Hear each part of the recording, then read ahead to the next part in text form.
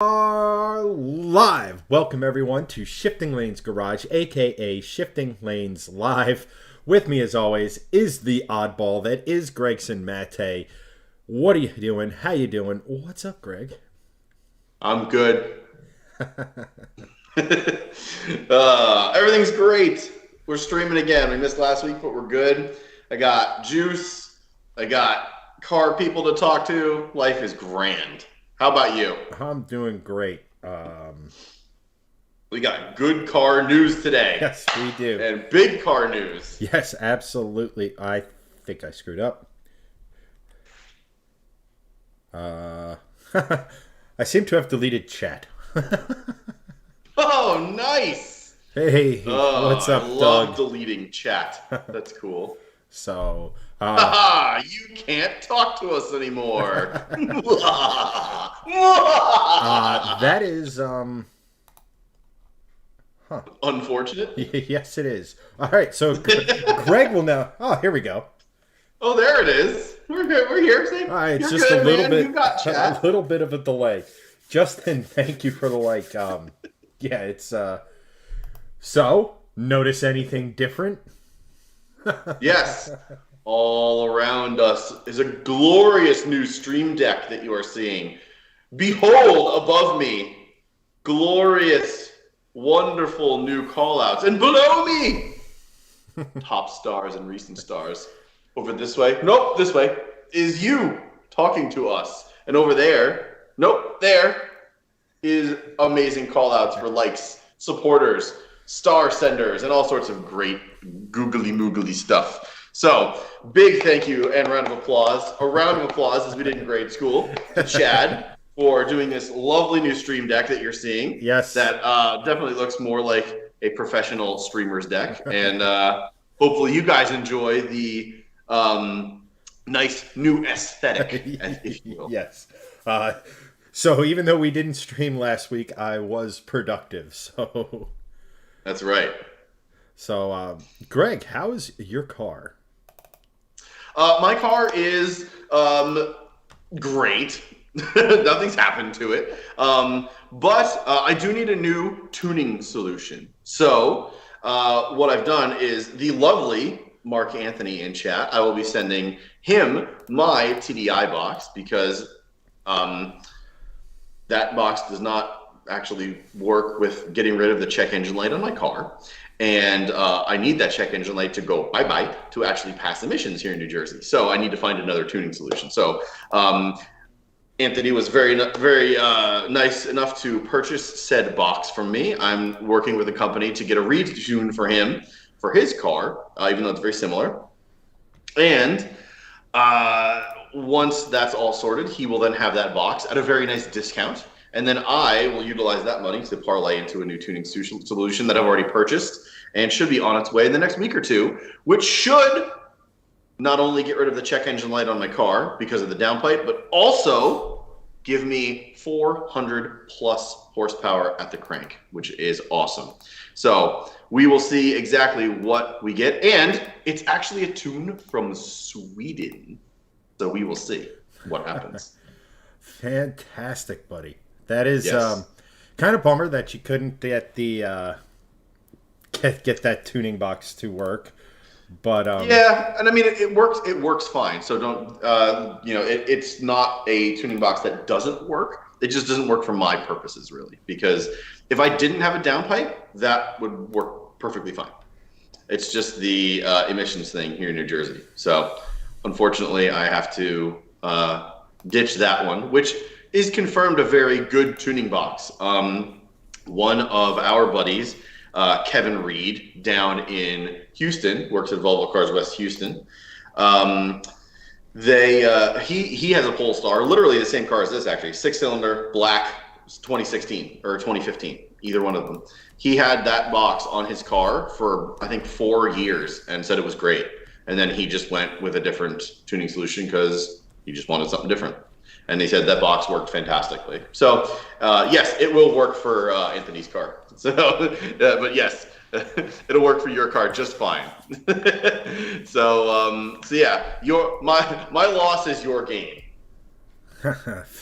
Always good to see it's going to a good home. When it wasn't Yes. a wasted purchase. Yes, and a fellow Volvoist. Yes, I should hope so. Seeing as how if it was going to like a Chevy guy, it wouldn't work. Well, I mean that the box works with anything on their site. It just needs a reprogram. So if you go on their site and like search like their tuning products, there's a ton of different companies or OEMs that they work with that it could be used for. So as long as it's listed on their site, that box will work with any of them. Just needs a quick reprogram. That's all. Gotcha. That's Which is cool. That's actually pretty cool. I mean, it's interesting. I've always been dubious of piggybacks just because you're tricking the ECU and stuff. So like, it's good that you're going to get the proper tuning that you require. I'm excited to see that car finally actually, I don't know, work. I mean, it works fine. It's just there's a check engine light and it's not tuned appropriately. So it works. It just doesn't work the best of its ability. And I guess I'm also excited to see it work in that scenario to actually be able to utilize the downpipe to its full, capacity. Gotcha. I mean, yeah. Oh, and also, it's not a piggyback unit. Funny enough, it's literally just a unit that what it does is you plug it into the boost control sensors and the cam sensor, and what it does is it messes with AFRs, it messes with fueling, it messes like is a terrible term to use, but it basically adjusts all that stuff, adjusts cam timing, and basically optimizes the car better than factory. So they will the box itself gets all this information and telemetry in real time and then adjusts it as needed within one of its 7 maps. So map 1 is basically a fuel economy map, and map 7 is the full beams, like if you want to go dyno it and go to the strip and what have you. Gotcha. So it's not something that goes on the ECU or tricks the ECU. It literally just works before the ECU. Yeah, well, and then the ECU then takes it from there. Right. Well, what it's doing is it's taking your actual AFRs and putting that in a language that regular ECU can understand. Correct. Yes. So again, for Mr. Mark Anthony there, it will be wonderful for him because he's getting it at a discount, and I can utilize some of that money to then go into the next tuning solution for me, which is great. And hello, Justin. Hello, Andrew.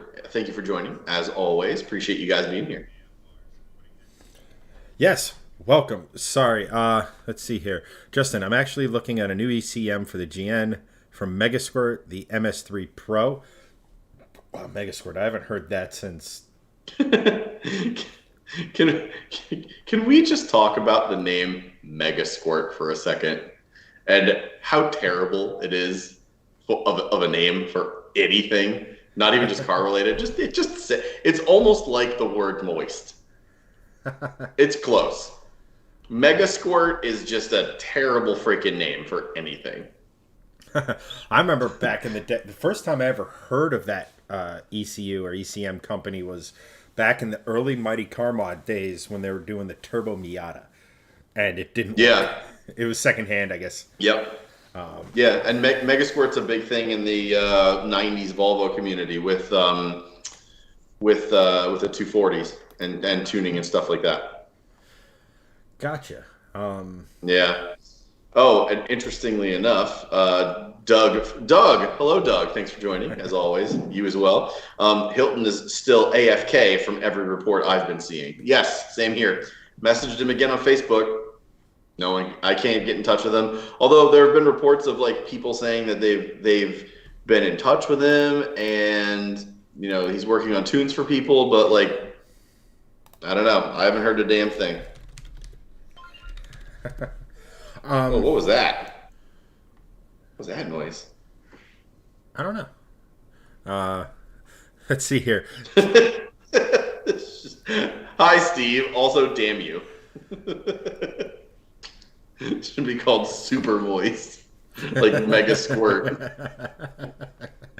Damn it. We're going to get on this train again early tonight. I can just feel it.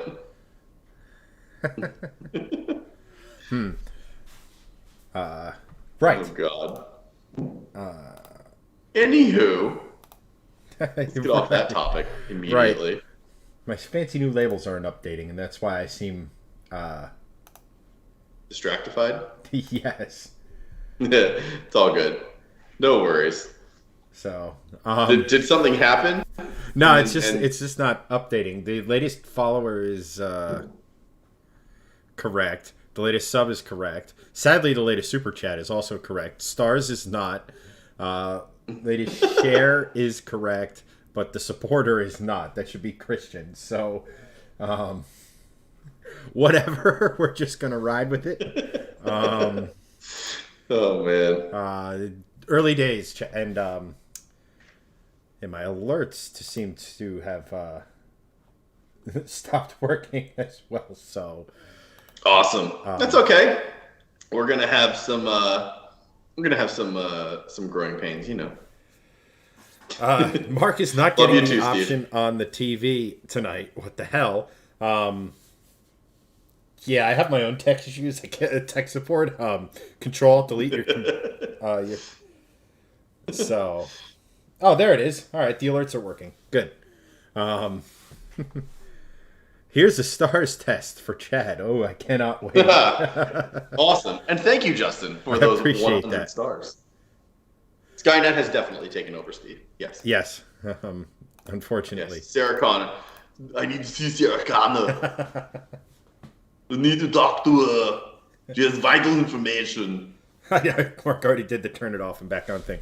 Have you blown in the cartridge? Stars test. I love you guys for that stuff, man. It's. I love that. Like, let's see if alerts are working. Here's 100 stars. You guys rock. Here's a dog. Gotta be honest. It's all part of my master plan. At any rate. Yes, send more stars to get my own hardware to start working. My own software. Yeah. Well, I'm actually. This is all Stream Elements, the graphics package you're seeing today, guys. Fancy. Yeah. So like that's. I think what was happening was I think I did a test while the stream was live, and that's what discombobulated everything. So. Yeah, that'll do it. Lesson learned. Moving on. It could be worse, but yeah. So, oh, whoops. There we go. Nice. Just went it down. Okay, before Chad does anything else, we have car news to talk about. Yes.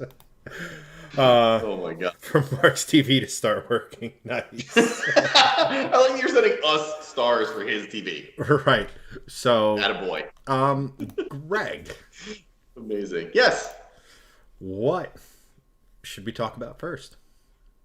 I think we should talk about some Lexus stuff, because most people think Lexus is boring, and they are anything but, because Lexus has some great stuff. Also, Steve, still hate you. Stop saying that word. The big news out of the Lexus/Toyota camp is twofold. One, there's a new GX SUV from Lexus, which doesn't sound cool in and of itself, but it looks like this. And quite frankly, that looks utterly amazing. Like, that looks like a Bronco had a baby with a Land Cruiser, and that looks freaking fantastic. I don't know. I'm getting serious Land Rover vibes from the back. It also, I was just gonna say, it looks like almost like a little Land Rover Discovery, sort of in a way, but also Land Rover, almost Range Rover-ish, curvy in the back, kind of, while still being boxy. I don't know. It's an amazing design. It looks great to me. I love it. But this is the new GX, and those in the off-roading community know the GX for being a really good overlanding vehicle. And a lot of people might not think that because, it's a Lexus SUV, it's going to be cushy, yada, yada. The RX is that big commuter car. But a lot of people don't know that the GX is basically a 4Runner Land Cruiser hybrid, essentially. Like, you take some great parts from the 4Runner and the Land Cruiser and you shove it in the GX, and that's basically what the GX was. This is now the new evolution of that. And quite frankly, I think it looks ridiculously good. It's boxy where it needs to be. It's brawny where it needs to be. It looks amazing, quite frankly. And I think it looks great. And from all that we're hearing on it, it is going to be an amazing overlanding vehicle and off-roading vehicle, just because the pedigree's there, right? But this is only kind of part one of the news, because this we knew was coming out. Lexus had announced the GX is going to be redone and yada, yada, yada. There's also another side of it, which I think is either a hybrid or an EV, which is called the TX, which came out along with this during the reveal. But that's neither here nor there if you're into the EV side of SUVs or whatever. But that was just revealed with this thing. The other side of the Lexus Texas, in case you were wondering, and the Lexus Texas, yeah, exactly. And let's just say if you're a fan of unsavory websites and you're lonely, yes. I think her name was Alexis Texas, which we talked about last time at the end of the stream. Yeah. But the cool news on top of this is that Toyota literally just said that the Land Cruiser is coming back to the United States. So it's probably going to share the platform with this, which is awesome. And that's really cool news. So here's the GX. What you're seeing is basically a luxury version of what the Land Cruiser is likely going to be. And that's an amazing thing, because the Land Cruiser is one of the best SUVs ever made, period, hands down. If you don't believe that, you're wrong, because the longevity is there, the reliability is there, the off-road prowess is there, the overlanding prowess is there. Land Cruisers are a top 3 overlanding vehicle pretty much ever for those that are in the know. So this is the luxury version of that. It looks amazing. It looks the part. It definitely will do the off-roading thing. And then this is going to parlay into the new Land Cruiser. The only bummer here, because of downsizing and blah, blah, blah, is we will not get a V8 in this model, or likely the Land Cruiser model. So lame. If you do want agree, very lame, stupid. However, that's just the way things are going, and that's just the way they've decided to do it. So good news, we have a new GX. It's going to lead to a new Land Cruiser. And if you want a V8, you can actually buy one from the old model and get it at a discount, which is cool. So there you have it, the new Lexus GX. What do you guys think? Let us know in the comments, because I want to hear what you guys have to say about this thing. It's very cool for us. Chad, actually, I haven't talked with you about it that much, other than we're going to talk about it tonight. What do you think about this SUV? It's moist. The timing. I was hoping to get you mid-sip. No, I know. I've learned to sit fast around you. If I understand it correctly, it's the same basic engine as the Tundra is getting, the 3.5-liter twin-turbo V6. Yep. I mean, sure. I mean, everybody's kind of going that route, right? Like, Ford put their 3.5-liter turbo in the F-150, the Raptor, a high output version of it. They put it in the Expedition and the Excursion and all that other large body on frame truck stuff. To me, it's like, why? I mean, the vehicle is enormous. I mean, let's just be real about it. It is fucking huge. And fuel economy is just not a thing. Like, if you put a 10-speed behind a V8, you're probably going to get similar fuel economy to this. Now, I will admit that the 2UZ and the outgoing model version of this is ancient. The UZ family of engines has been around since, like, the late 90s. Now, it's an amazing engine series. They're actually, as far as, like, engine swaps go, they're pretty pretty easy because they're very narrow because of the way they design the dual overhead cam heads on them, utilizing a scissor gear, which is a gear in the middle of the cams that kind of allows you to bring the cams closer together. So it's very, for the output or the size of the engine, it's a very small footprint. But it is ancient, and there's only so much you can do with an old design. That said, the UR family of engines that we know from the 5.7 V8 in the Tundra and the 5-liter 2UR that was in the pretty much anything with an F badge, not an F Performance or F Sport or whatever, anything with an F badge, had the 2UR, which is one of the best engines, not just V8s, one of the best engines, full stop, to come out of Japan. 100%. It's an absolutely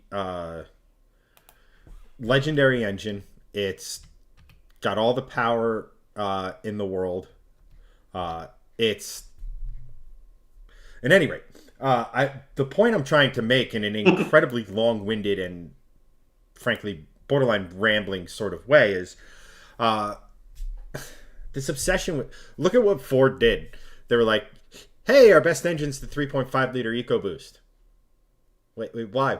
No, you should want this. Buy it. Let's shove it in everything. All right, fine. We'll put a Coyote back in. And not for nothing, like the truck Coyote used to be a little different than as far as heads, cams, all that stuff. Yeah. Now it's not. Now it's just literally a different intake manifold and different tuning, and it's just like the Mustang. So our friend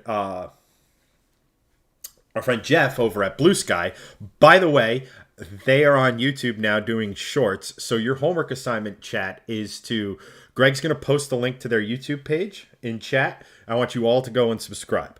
They're doing short. I will bring it up right now. They're doing short form stuff at the moment. It is actually they're ramping up to do some long form. If you thought the Mustang series was awesome and you want to see more of what those guys are doing, I cannot recommend that channel enough because there's some big stuff coming. Yeah, and they're friends of ours, so you should just do it because you like us. You're gonna get good content, and if you like us, we literally went to high school with them, so like they're good guys.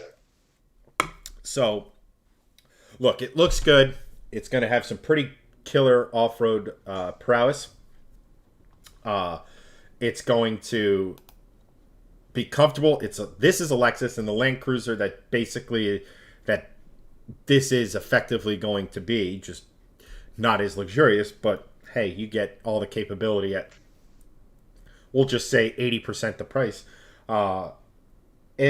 Look, this type of thing is kind of leaning into an enthusiast market, right? Both of these are. Granted, big SUV sells, family, they'll be pavement princesses. But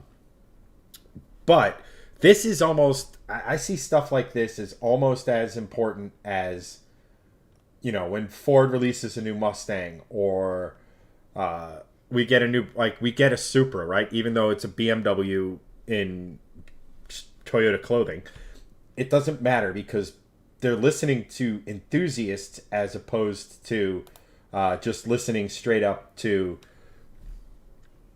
Consumer Reports. Because let's face it, if all they were doing was looking at what everybody wants, the average consumer, if they just looked at that, this stuff, the body on frame stuff, wouldn't exist. They just wouldn't. They'd be like, we can do everything, lighter package, and make a crossover out of it. They don't have to make vehicles like this, but because the enthusiast market is so heavy and so loud about this stuff, they do make stuff like this, and then they throw some luxury on it and what have you. But I like it when car companies do this. I like it because it's not just an electric vehicle. It's not just a hybrid. It's not just a boring little crossover. Agree.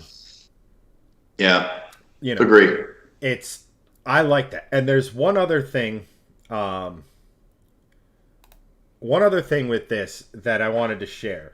If you think it looks good in sort of Oh yeah. Like, Forgot about this. if you think it looks good in sort of just stock trim, check this out. Like, first of all, I love that color, especially with all the black accents.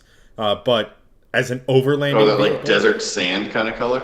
yeah, I mean, I'm a big fan of orange. If you couldn't tell by the fact that I had full control over the design of the Shifting Lanes Garage logo, and this whole deck is more orange than ever. But it's like, look at this thing, man. It just this angle specifically is extremely Land Rover to me. Yeah. Which isn't a bad thing. No. Land Rover makes amazing SUVs. Driving position's great. Off-road prowess is great. The only thing with Land Rover has always been its reliability, and that's everything other than reliability about Land Rover is amazing.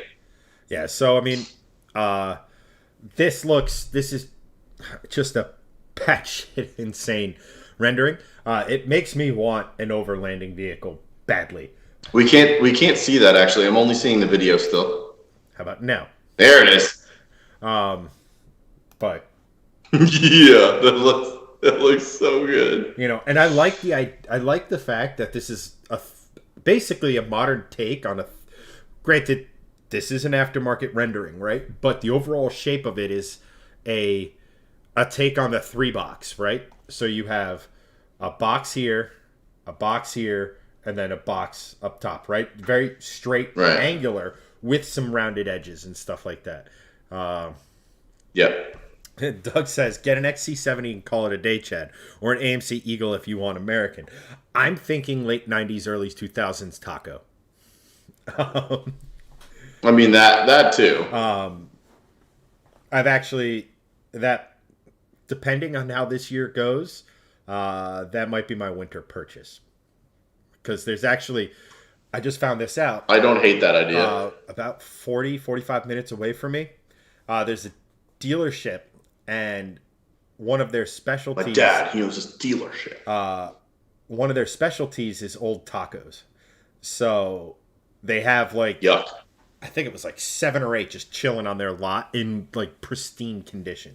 So like, do I spend 25, 30K on a first gen Raptor with close to 100,000 miles, or do I get one of these, which should theoretically be pretty well sorted? So like I have, Right. shoot, we're almost at the end of June. I have 4 months to figure that out. Holy cow, this year is going fast. I know. I don't know how it's June and basically July at this point. I don't understand. Mark goes, my dad owns a dealership, bro. Yes. Chad won't understand that because I literally just said it, and that's what he's responding to. It's arguably the best Aqua Teen Hunger Force episode ever. Of course, we're back there.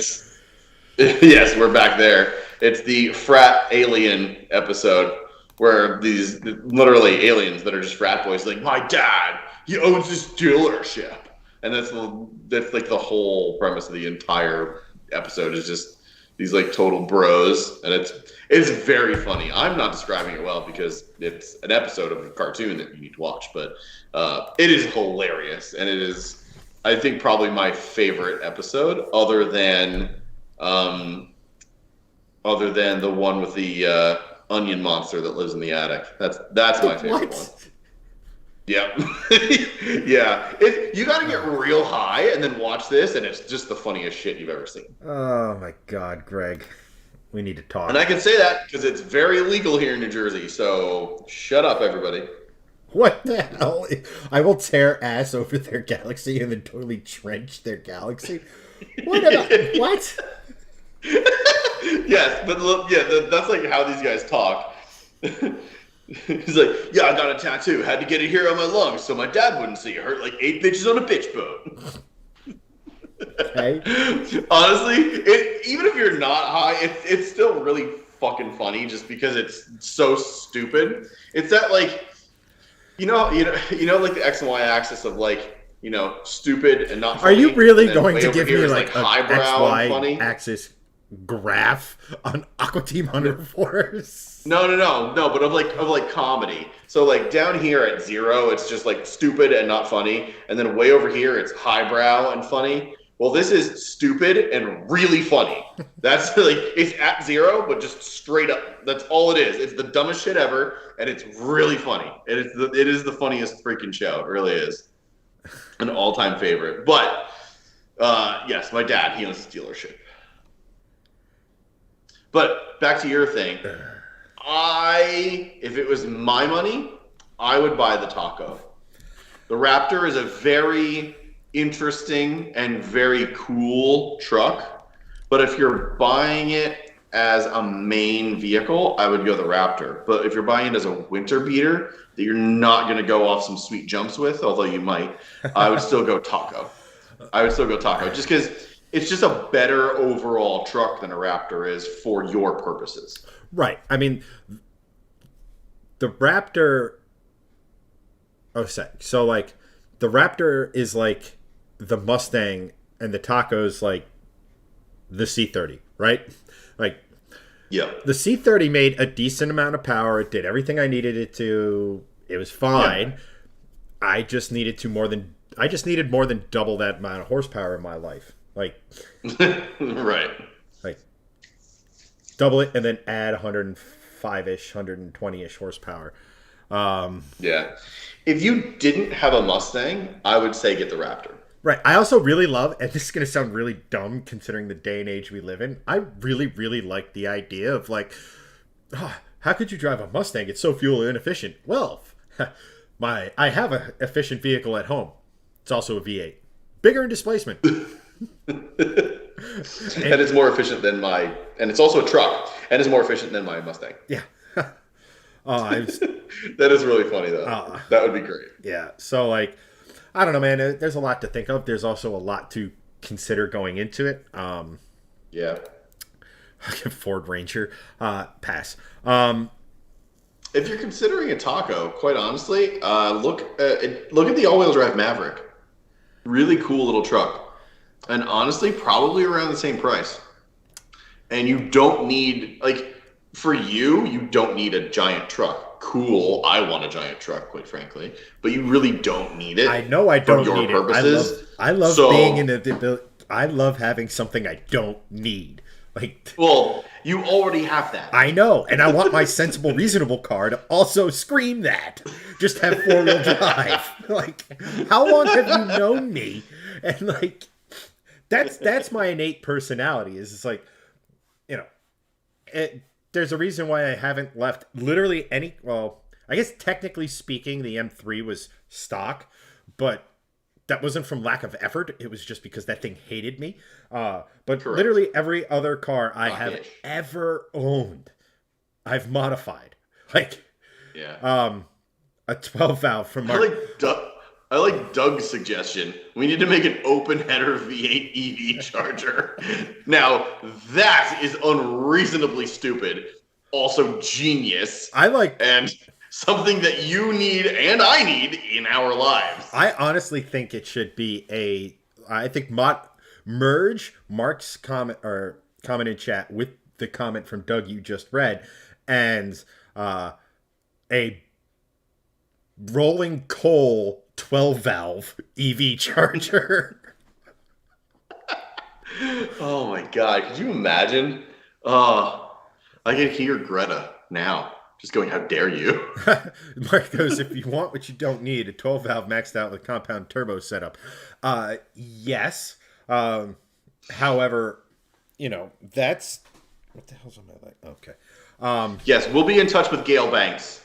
That is a very. I would love to mess with a Cummins at some point. I honestly thought about. And like again, this is just the insanity that is my brain.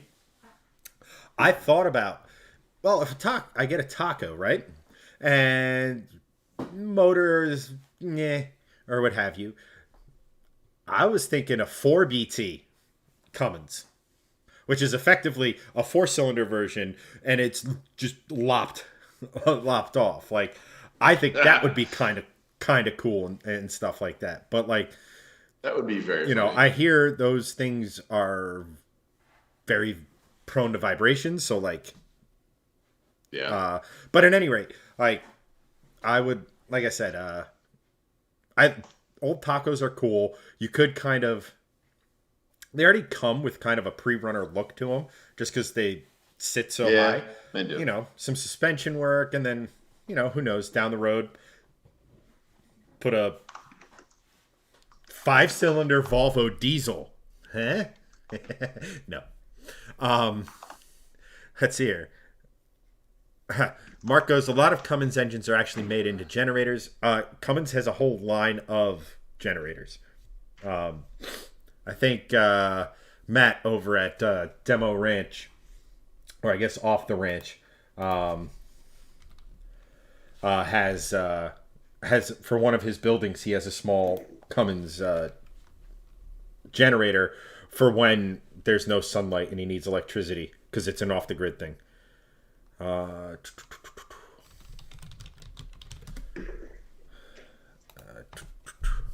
Onan, Onan.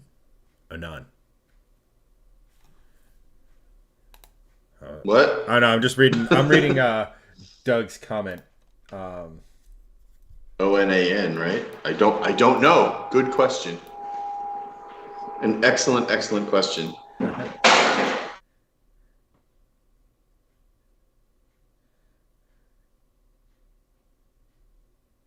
Oh, it's a generator company. I did not know that that was a generator company. I will be right back because I'm extremely warm. It was almost 90 degrees here. I'm just going to go open up my garage doors, and then I got something cool to show you guys. And by cool, I mean not cool, but it's interesting. So please hold. So we were. Let's see here. Desktop. We were talking about Cummins and kind of overlanding. So, oh, Greg's back.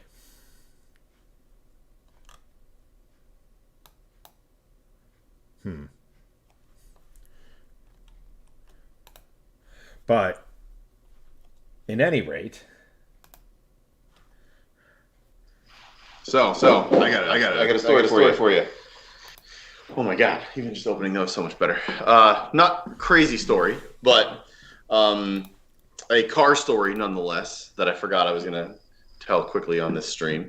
So my wife is out all day, not yesterday, but the day before, doing some shopping, getting things done, and about a mile from home, she texts me and says, "Hey, I need you in the garage when I get home." I go, "Okay." I come out and she goes, "Greg, I'm not sure what's up with the car. About a mile ago, I hear a boom, boom, boom, boom, boom, boom, boom." And I go, well, that sounds like a wheel bearing. Usually that's what a wheel bearing sounds like when it's going. And then she goes, "Yeah, but I can hear the tss in the back right tire." And I go, well, he probably ran over something. Turns out it was an enormous piece of metal that destroyed the tire, and I'm very shocked that it didn't blow the tire out completely because I have it right here. And here's my hand for scale. Is that a countersink? This is an enormous piece of metal, probably 2 inches. It looks like a bolt of some kind. You can probably tell that there are little, like, maybe splines here. But this is definitely a screw. I don't know. That's not going to focus. Can that focus? Hello? Camera? No? Anyway, there are splines here, like a screw. But this was basically what was sticking out of the tire. If my hand was the tire, this is what I could see. And I was like, holy crap, that's a giant piece of metal. So this is what was inside the tire, which was this enormous screw-like thing. And yeah, literally took about 3 minutes and totally flat tire. But yeah, that was just an interesting car thing. You can kind of see it's like sheared off here from where she was like driving on it. I'm sorry, what is that? Good question. Don't know. It's the This Canuter was valve. sticking out of the tire. I thought it was a spark plug, honestly, of some kind. Because we couldn't really see it because it was so jammed in there and it was just weird. But this was the other side of it. Obviously, not a spark plug. Holy crap! It is. Yeah, this basically ruined one of the tires, and 200 bucks later, and had to get a new tire. That I, of course, got 4 brand new ones for the XC90 back in November. So that was great to have to pay for a 5th tire right away. But yeah, so that was my car excitement for the week of this giant thing totally ruining my wallet. That was fun. How much are tires for the XC? Well, they're 19 235 55s. So they're not the least expensive thing, but they're not the most expensive thing. They're about mid-range for stuff. My Summers are more expensive. But they're all seasons and they're Michelins, so they're a little bit pricier, but I will only run Michelins on my car unless it's a certain other brand like Nokians for winter. But for that size, they're usually about $270 a tire, but they knocked off $70 for me, which was nice since I got it so recently. And I also purchased the warranty for the others retroactively, which was nice. So now, if something else goes wrong with any of the tires that are on the car, it should be about $90 to replace. Oh, that's not bad at all. Yeah, no, not at all. So Mark has sent us an interesting. I'm trying to bring it up on my screen as well. This is an overlanding Cummins swap Jeep Grand Wagoneer. Oh my God. Everything sounds great so far. Yes. It's in Powhatan, Virginia, and it's $17,000. It's not a. I mean, well, it sounded great until I heard $17,000. So it's not because the video that it's coming with is not really giving me confidence. No. Look at how floppy that gear shift is. Good God. Yeah.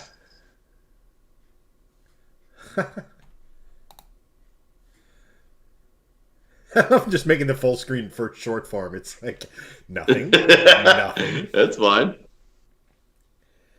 I mean, it's cool. Don't get me wrong. But if you knocked off the one off the front of the price, then I would probably say it's worth it. Right. The exposed fuel cell in the trunk. Yeah. Can't say I get on board with that. No.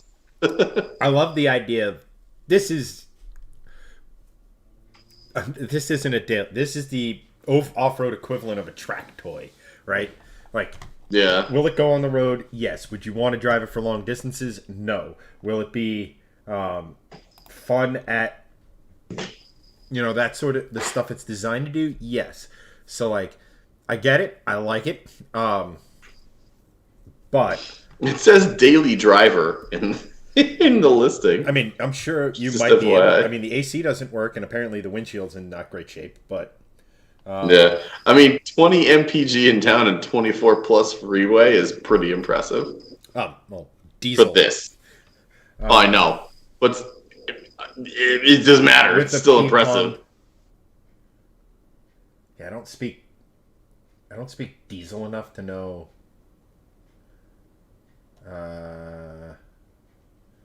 6BT P pump. I don't know if that's a 12 or a 24 valve, and it doesn't actually have a picture of the engine. Which if you're gonna do an engine swap and then sell it, you probably just a top tip for everyone watching. If you're gonna do a swap, yeah, the badge is cool. I like where you went with that. Show the engine in the engine bay, because I immediately don't trust this person. It's just kind of who I am. I mean, here's the thing. Yeah, no, I agree with that. It's a 12 valve from Mark. Thank you. Look, Again, I appreciate the build. I'd love to be able to do something like this. I don't know if I'd want to buy this build. Now would I? Yeah. If I were to build exactly the same thing, I'd love it to death. But buying somebody else's project that is like, they don't have the receipts, so to speak. But it'll show all the zip ties and duct tape. Yeah, but again, if you're asking 17 grand for something like this, right?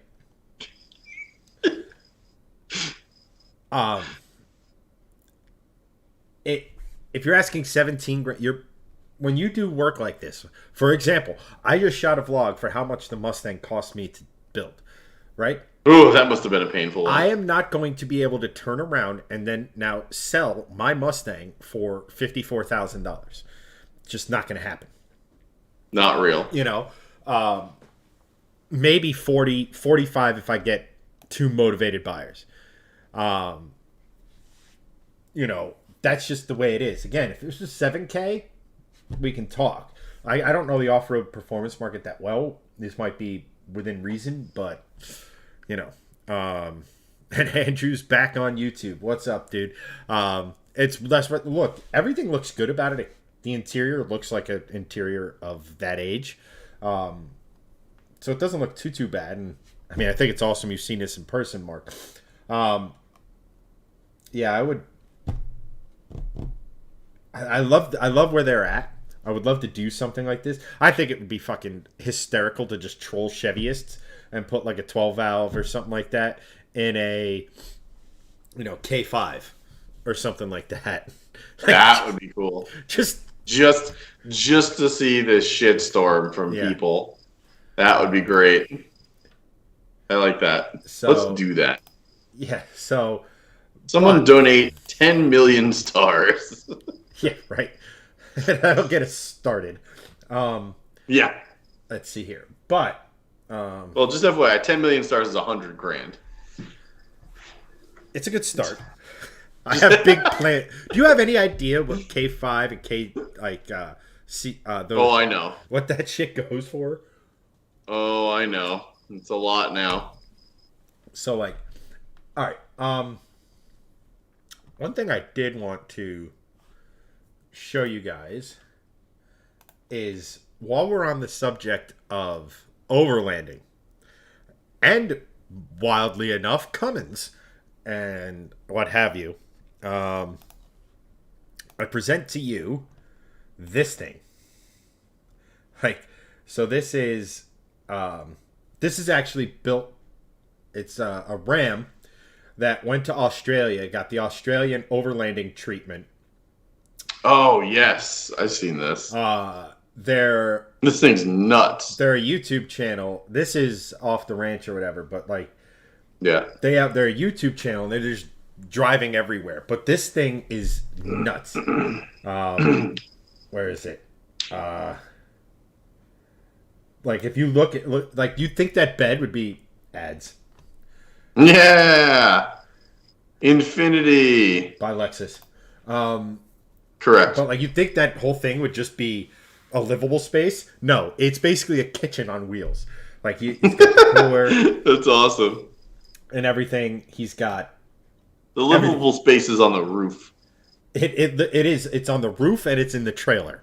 And that's crazy. But that's the way these things should be set up, in my opinion, because if you look at all that space would be poorly utilized for livable space because it's not a lot of space to begin with for an actual human to be in. Whereas if you just chuck a ladder on top, up to the roof and have a full roof tent, well, now you have ample room for human livability and you have amazing, crazy, slide out drawers like this for kitchen stuff and this is nuts. Look at that's a slide out sink. Oh, it's insane. It gets insaner. It's a slide out range. But this is nuts. This is how this space should be used in an overlanding vehicle like this, in my opinion, because you have the roof tent and he also has that trailer. So if you didn't want to have extra trailer ability, you could tow a livable space and have this as your kitchen, right? So, to me, this is the way to do it. I mean, and not for nothing, you have that. I think that's a 6.7. I think the Cummins in that is the 6.7. Don't quote me on that. Again, I'm just getting into diesels, but like, look at you just literally just zinc done. Like, I think you should honestly get one of these, Greg. It'll make parking at camping at Carlisle easier next year. Dude, I want a roof tent so badly. It is awesome. They are so cool. So, Doug, this isn't actually Matt Carricker's. This isn't Demo Ranch who did this. It's see the guy with the glorious mustache. That's his build, and they had at the time I watched this like 100,000. So Matt said, "Hey, go sub." So they might probably doubled. Also, watch it coming down the hill. Watch the front tires. Like, they're not spinning. He's sliding down the hill. He's just sliding. Because the amount of weight. Oh, yeah, dude.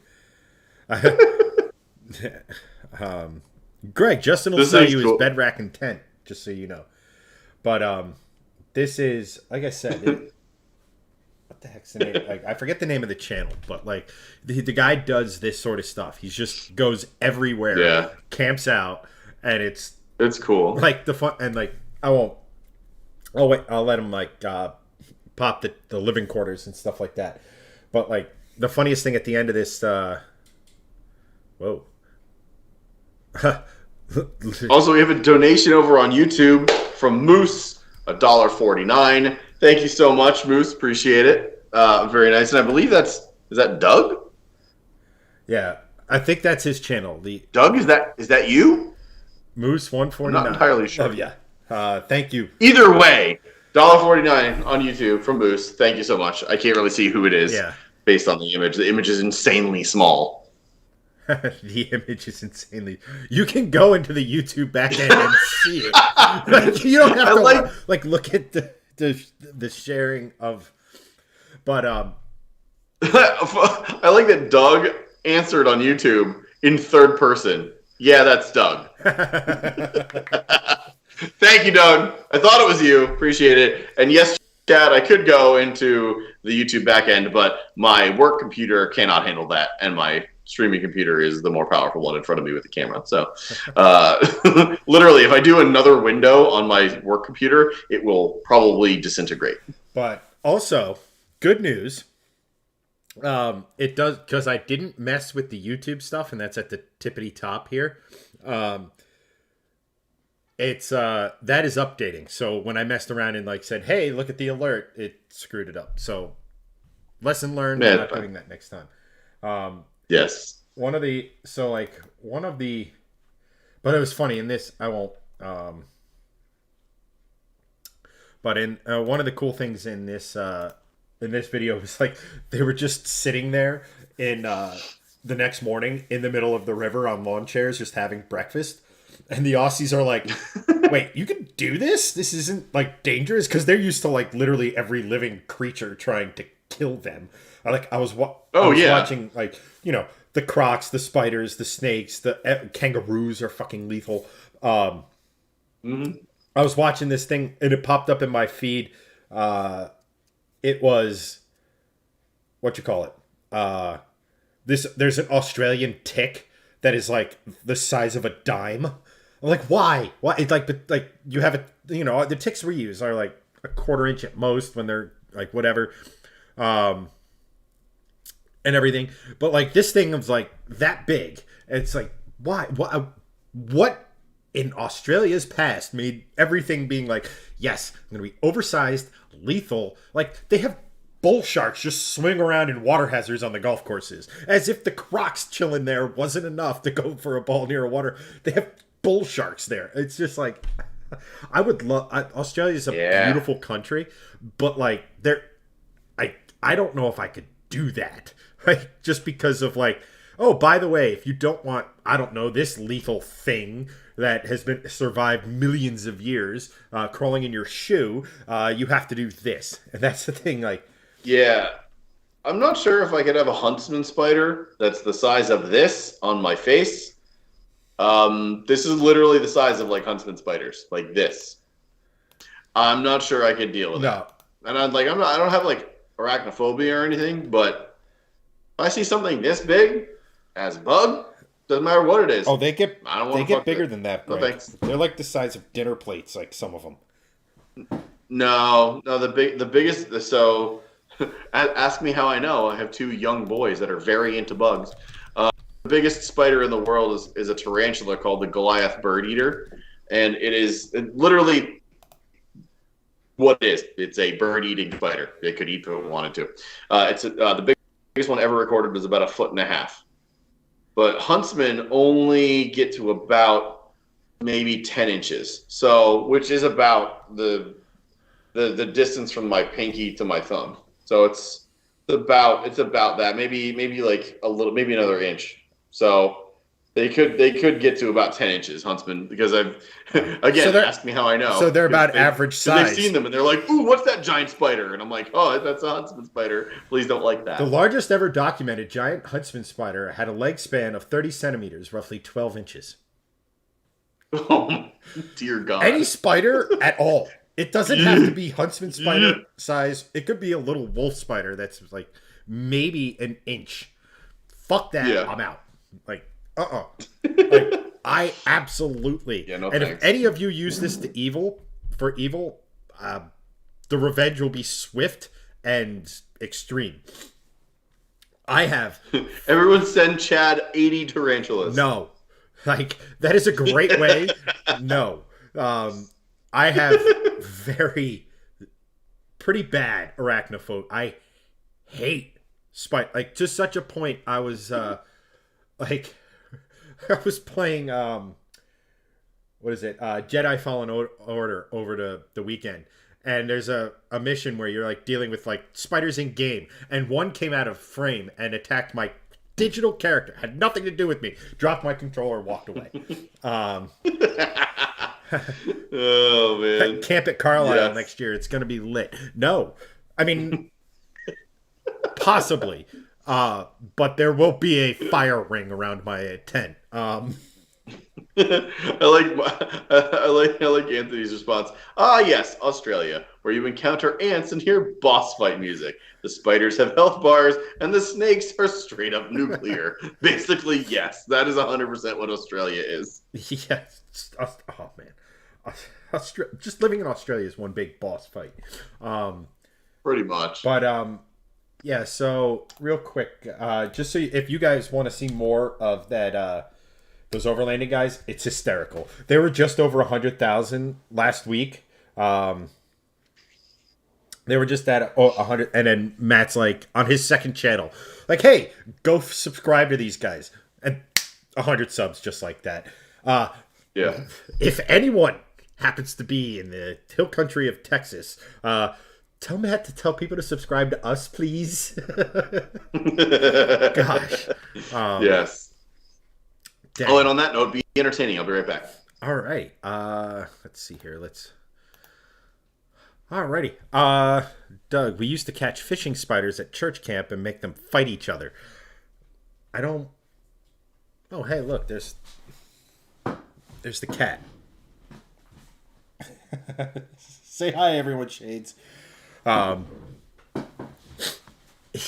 no. I mean, as kids, get the appeal of that. Like, that's why, like, beta fish are a thing.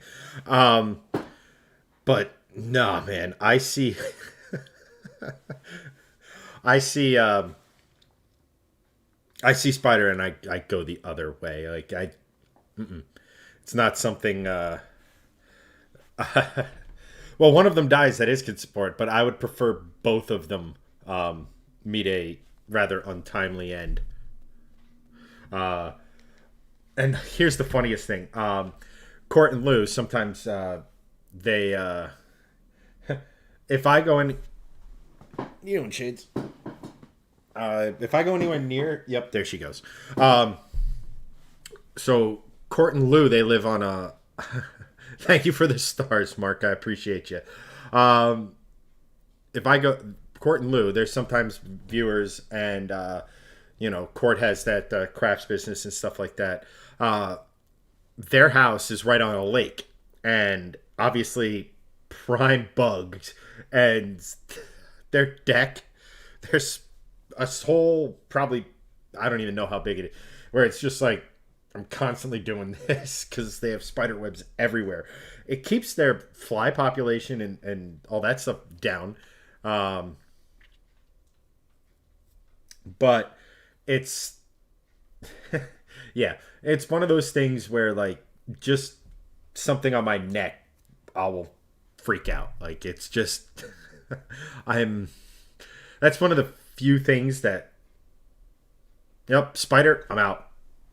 I had a good run. Bye. Good evening, Chris. Is there a Chris in chat that I'm missing? Anyone? Anywho.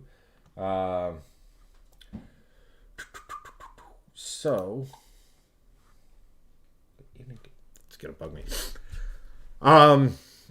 So I guess we'll talk next up. So we've... Oh. Thanks, Doug. Oh, yeah, Chris Mercon has liked. Fantastic. Welcome, Chris.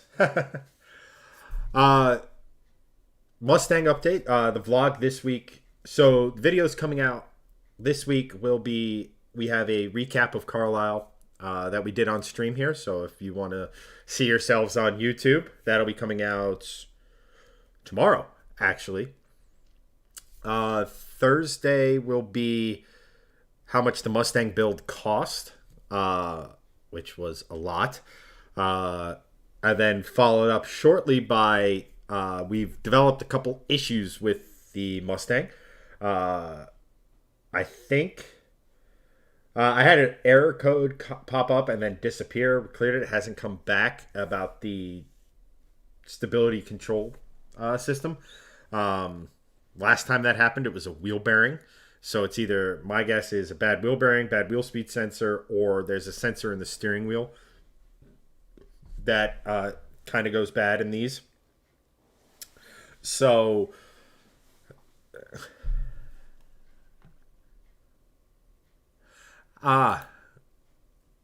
what's that?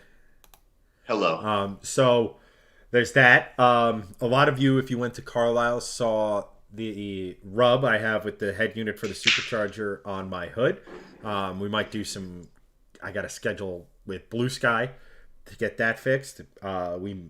We did notice... Steve goes supercharger Durango.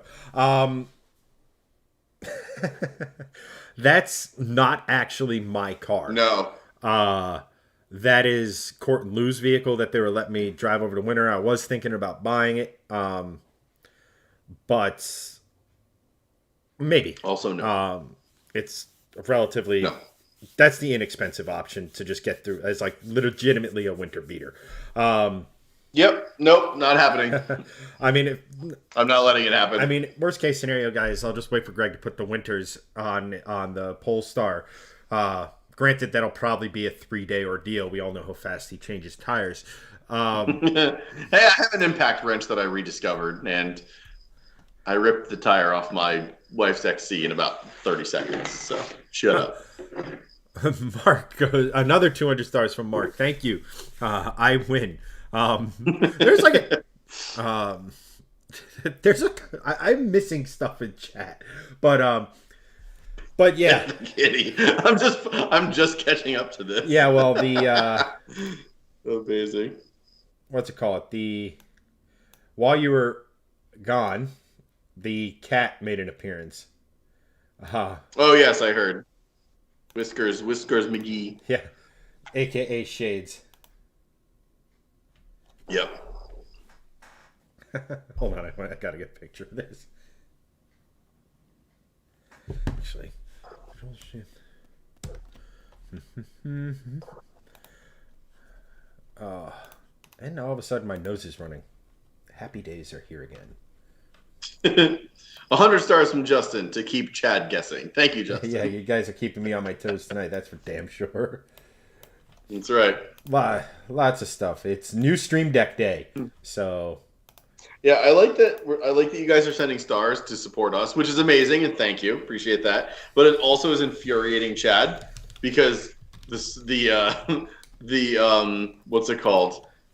The alerts aren't working for that right now, and I'm sure it's driving him up a freaking wall. So not only is it supporting us, but it's making Chad angry, Well, which makes me happy. I no, it's I figured out what's happening. It was because YouTube is updating, but Facebook isn't. So it's when I was messing around with the alerts that it sort of confused and Okay. Stars Party. And on that note, Greg will now entertain you. He actually does a stirring rendition of what's that song? Oh, Danny Boy or whatever the heck it's called. Oh, Canada. Yes, Greg, beautiful singing voice, was a lead singer of a band in high school. Livid was the name of the band. In case anyone we all like to forget that. So, Greg, the name of the band was Livid, and we played Godsmack and Tool, and it was great. And it will stay in high school. The best part about that was though is that you were a high school band playing Tool, and they are known for shifting the time signatures. So like, yes, so correct. that's actually impressive. So, Greg, Numa, go. I don't disagree with you. But all three of us were in, well, all four of us were in band. Myself singing, our buddy Eric drumming, and another Eric on bass. We're all in band class. And then Alex was a very good guitarist, and he actually went to Berklee School of Music in Boston. So just to give you an idea of like the musicianship, like we all did that. You know, I played guitar, not in the band, I played poorly, but I played first chair alto sax for 8 years straight from middle school through high school. And Eric was a great drummer in band class. And Eric, the other Eric, was a bassist, also played tuba and other percussion. So like we all did everything, but you know, we all love Tool. So that was just a fun thing to do in high school, which was a blast. And we put out an EP, which was great. We recorded it at Alex's place, and that was a lot of fun. But yes, I sang in high school, and I do sing, and it's good. Yes, oh yes, I am metal, Anthony. I am very metal, and I'm metal all over. I like metal from Tool to Asking Alexandria to Cannibal Corpse to Deathcore to Parkway Drive to like it's a whole bunch of stuff all the way back, you know, Metallica, Pantera, Slayer, like the whole nine.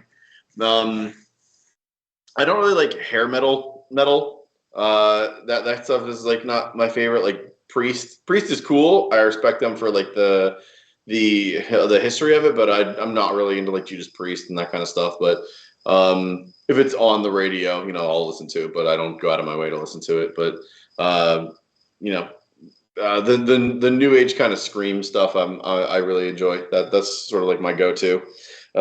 Justin Duhast. Yes, Rammstein is a great band. Actually, in that vein, if you guys yeah, Godsmack is not metal. No, Godsmack is pop metal basically. Early Godsmack is much better than later Godsmack, just because it was a little bit harder. And it was fun to play because it's easy. But in the vein of Duhast, if you guys are into metal, you got to check out Electric Callboy, which is my neighbor Jacob, who's a buddy of mine. He turned me on to Electric Callboy, and they're pretty freaking awesome. It's a band that like doesn't take themselves seriously, and they're German. Man, if you guys like rock and metal music, you gotta check them out. They're freaking fantastic. So cool and just funny, but actually like good musicianship and good metal music. It's pretty badass. Steve says, I see you playing in a ska band. I was way into ska in high school. You know, at like all sorts of like freaking crazy ska stuff. Let's see, Spring Heel Jack, Less Than Jake, even like one of the Christian bands was really good. Five Iron Frenzy, they were just a good band, period. Of course, you know, Real Big Fish, A bunch. Less Than Jake is probably my favorite. I'd say Less Than Jake was great. They were awesome. Psycho Salad. I've never heard of Psycho Salad. I have to check them out. But I like discovering new old music that I haven't like heard before. So hit me with all the good stuff. Metal's my go-to. And Tool's my all-time favorite band. But I was listening to like Tool and Rage today. Rage Against the Machine is also a classic. Really good. Steve Goes, Mike Allen. I saw Light the Torch, August Burns Red, Killswitch Engage, Franklin Music Hall in Philly last year. Good lineup. August Burns Red is great. Killswitch is great with both singers. Really good. Steve agrees with Less Than Jake. Less Than Jake's awesome. Nice. I will look at that link after the stream, Doug. Thank you for posting that. But yes, check out Electric Callboy if you're interested in metal stuff. It's really good. Let's see. What other stuff? I just realized that Mark sent, or Anthony sent 500 stars. Thank you. And Justin sent 100 stars. Party time, suck at squares. And Justin 100 stars because Mark is a team player. You guys are awesome. Thank you so much. Appreciate it, you guys. Let's see. On the music side, since we got our core people here. Let's see. So for music tastes, what do you guys like? Because since we're talking about music, for me, actually, since I have my phone on me, most of the stuff I listen to, I'll just bring up my Pandora because that's like where I have most of my like shuffle stuff. So I run the whole gamut of things of what I listen to. I don't like country music. Just personal thing. There are certain country songs I do like, but I don't generally listen to country music, just not my thing. Three biggest genres, metal, EDM, and chill lounge kind of music. So if you're into EDM music, I don't know if there's any band or any artists or bands that you guys would really know.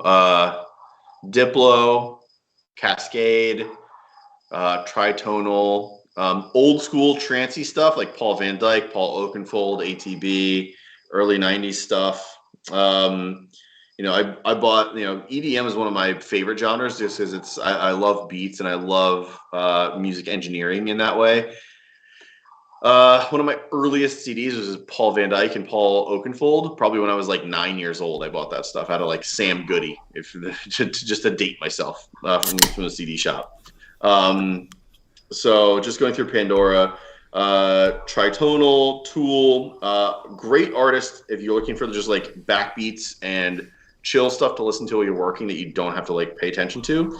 So artist called Flofilz, Flofilz. He's out of Germany, just creates a lot of like backbeat, like R&B, hip hoppy kind of backbeats, which is really good. I'll just throw that on and just like listen to that all day at work, and it's just it's just mindless like tune out music, which is great. I love 311, one of my oldest favorite bands, and that leads into like a lot of reggae stuff. Love reggae, Bob Marley, newer stuff like Revolution, but also Peter Tosh. All the old school stuff is really good. 3 Days Grace, which is like more just angry four chord music. Asking Alexandria, EDM hits, Thievery Corporation, new poppy stuff. Dua Lipa is really good. I actually really like Dua Lipa and Ariana Grande just because they have really good voices. Old school rap, Notorious B.I.G., Tupac. Let's see what else. Pantera, Massive Attack. I got a Michael Jackson station because of course I do. Metallica, Sublime. Sublime's an all-time favorite. Man, I don't know. Just a lot of good stuff. Bullet for My Valentine, 50 Cent, Zeppelin. So I listen to a whole bunch of like random shit. Those last three are a range. Bullet for My Valentine, 50 Cent, Led Zeppelin. Like that is... But that's like all the gamut I run. It depends on like what I want to listen to. So it's like, I don't really listen to a lot of classic rock anymore, quite frankly. But if I'm really in the mood, it's either going to be Floyd or Zeppelin. It's going to be the big two. And honestly, like I don't listen to that much of it anymore. Most of the time I'm listening to metal, EDM, or just chill music. And like that's really it. for the most part. But yeah, I mean that's just me. Since we got on the topic of music, that's just my preference. I have a very very random and eclectic taste for music these days. So I pretty much in the same thing, like metal, you know, Metallica number one, just because of the range Yeah. that Metallica has, that they, Oh yeah, from their first to like most recent album is like three totally different. the evolution of of Hetfield's voice, Yeah. just the skill involved, like one of those YouTube rabbit holes I go down more than I is I like watching people who aren't like rock fans react to and analyze. Yes. Like one of my favorite things to do is watch. There's this like random opera singer chick, um, who Oh. I think it's Oh. the charismatic Oh. voice or something like that, Oh, yes. Yes. I love her. She's awesome. and it's She reacts to like a whole bunch of random like music, but she recently reacted to a bunch of metal stuff, right? yeah. Well, she's done a whole the Tool, Metallica, like Yeah. that sort of Alter Bridge, like She became friends with one of the guys. yeah. What's his name? From Lorna Shore. Um. Oh, hang on. I gotta look him up. But like, and like Tool's way, like I didn't like Tool back in the day. Well, I shouldn't say I didn't. Will like Ramos. But like recently I've become and I love watching like a various thing, and then I love trying to watch them nod their head, and then all of a sudden they're out of time, and then they're back in time, and then they're out of time. Yeah. It's like with Tool, you got to find the is tempo. Tool is different because Tool is technically classified as progressive rock, even though it's like metal progressive rock, and it's progressive is just a very very different genre of metal because it's like that whole Dream Theater sort of like vibe where you really have to be into musicianship to appreciate it. Otherwise, if you just like random metal and you listen to it, you're like, what the fuck is this? But like if you're getting into Tool, you're sort of getting into the prog sort of area where you get the musicianship a little bit more. Yeah, so, but like one of the funniest things. So like one of the members at the golf club I used to work at, big music guy, 72, 73 years old, like really classic rock, big Zeppelin fan, big Pink Floyd fan, like that. And he's like, and he really appreciates like drumming. And I'm like, well, you need to check out Danny Carey. Oh God! And the YouTube video where it's literally just him playing Numa is batshit insane. Oh yeah, like what he's doing. Danny Carey is nuts. He's an all-time great drummer, and he's a top 10, like without question. And if you ask drummers, they'll be like, "Who's in your top 10?" He will be in every drummer's top 10. And it's not even just for the musicianship; it's just for it's also for the creativity that he brings. He really doesn't sound like almost any other drummer that's really ever existed in music. There's a lot of technically very good drummers, Neil Peart, like Portnoy. Danny Carey brings a totally different sound to drumming, and it's part of the reason why I really appreciate Tool as a band. I mean, yeah, and the fact that I love the way he blends in pads with a traditional drum set.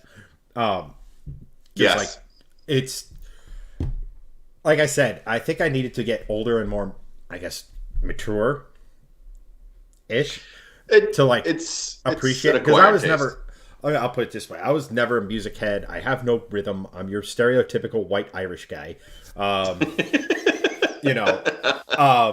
but like it's and I mean, Linkin Park. I forget who mentioned it, but Linkin Park's another one where like I liked it when it came out, but I didn't appreciate like Chester and his voice and what they were doing until I got older. Yes, but I mean, and like I love one of my Led Zeppelin plays heavily in my playlist just because they were like one of the first hard rock bordering on, they weren't metal, but like metal took what Zeppelin did and Right. amplified it.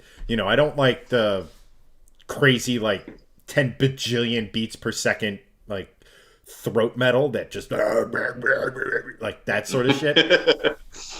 But like I like it where I can Yeah. appreciate the artistry involved because as someone who can't, uh, it's Sure. it's nuts and like I Yeah. when I'm If driving. you if you get a chance, go on YouTube and watch Danny Carey 46 and 2 solo. And it's just him with like I think it's a gong behind him or something behind him. And he's just on this like tapestry rug with his kit and it's just him doing his thing. And it's like it's pretty nuts. Like just watching like some of the shit that he plays for the Tool records like just solo without the band. Like it's pretty crazy. And if you watch his live stuff too, like you don't even have to be. I don't like live music. I really don't. I'll go to concerts and appreciate it, and that's cool. But like, I'm not gonna go buy a DVD and watch the live concert. I think that's to me that's dumb. It has to be. But to other people, it's great. You can do The that. production has I to don't be like that. really good and like Correct. one of those things with like Zeppelin when you watch them live in a lot of cases. What is it? The song remains the same. Their iconic MSG show. Most of it is good, but like you grow up like, and you like. I'll use Stairway as an example.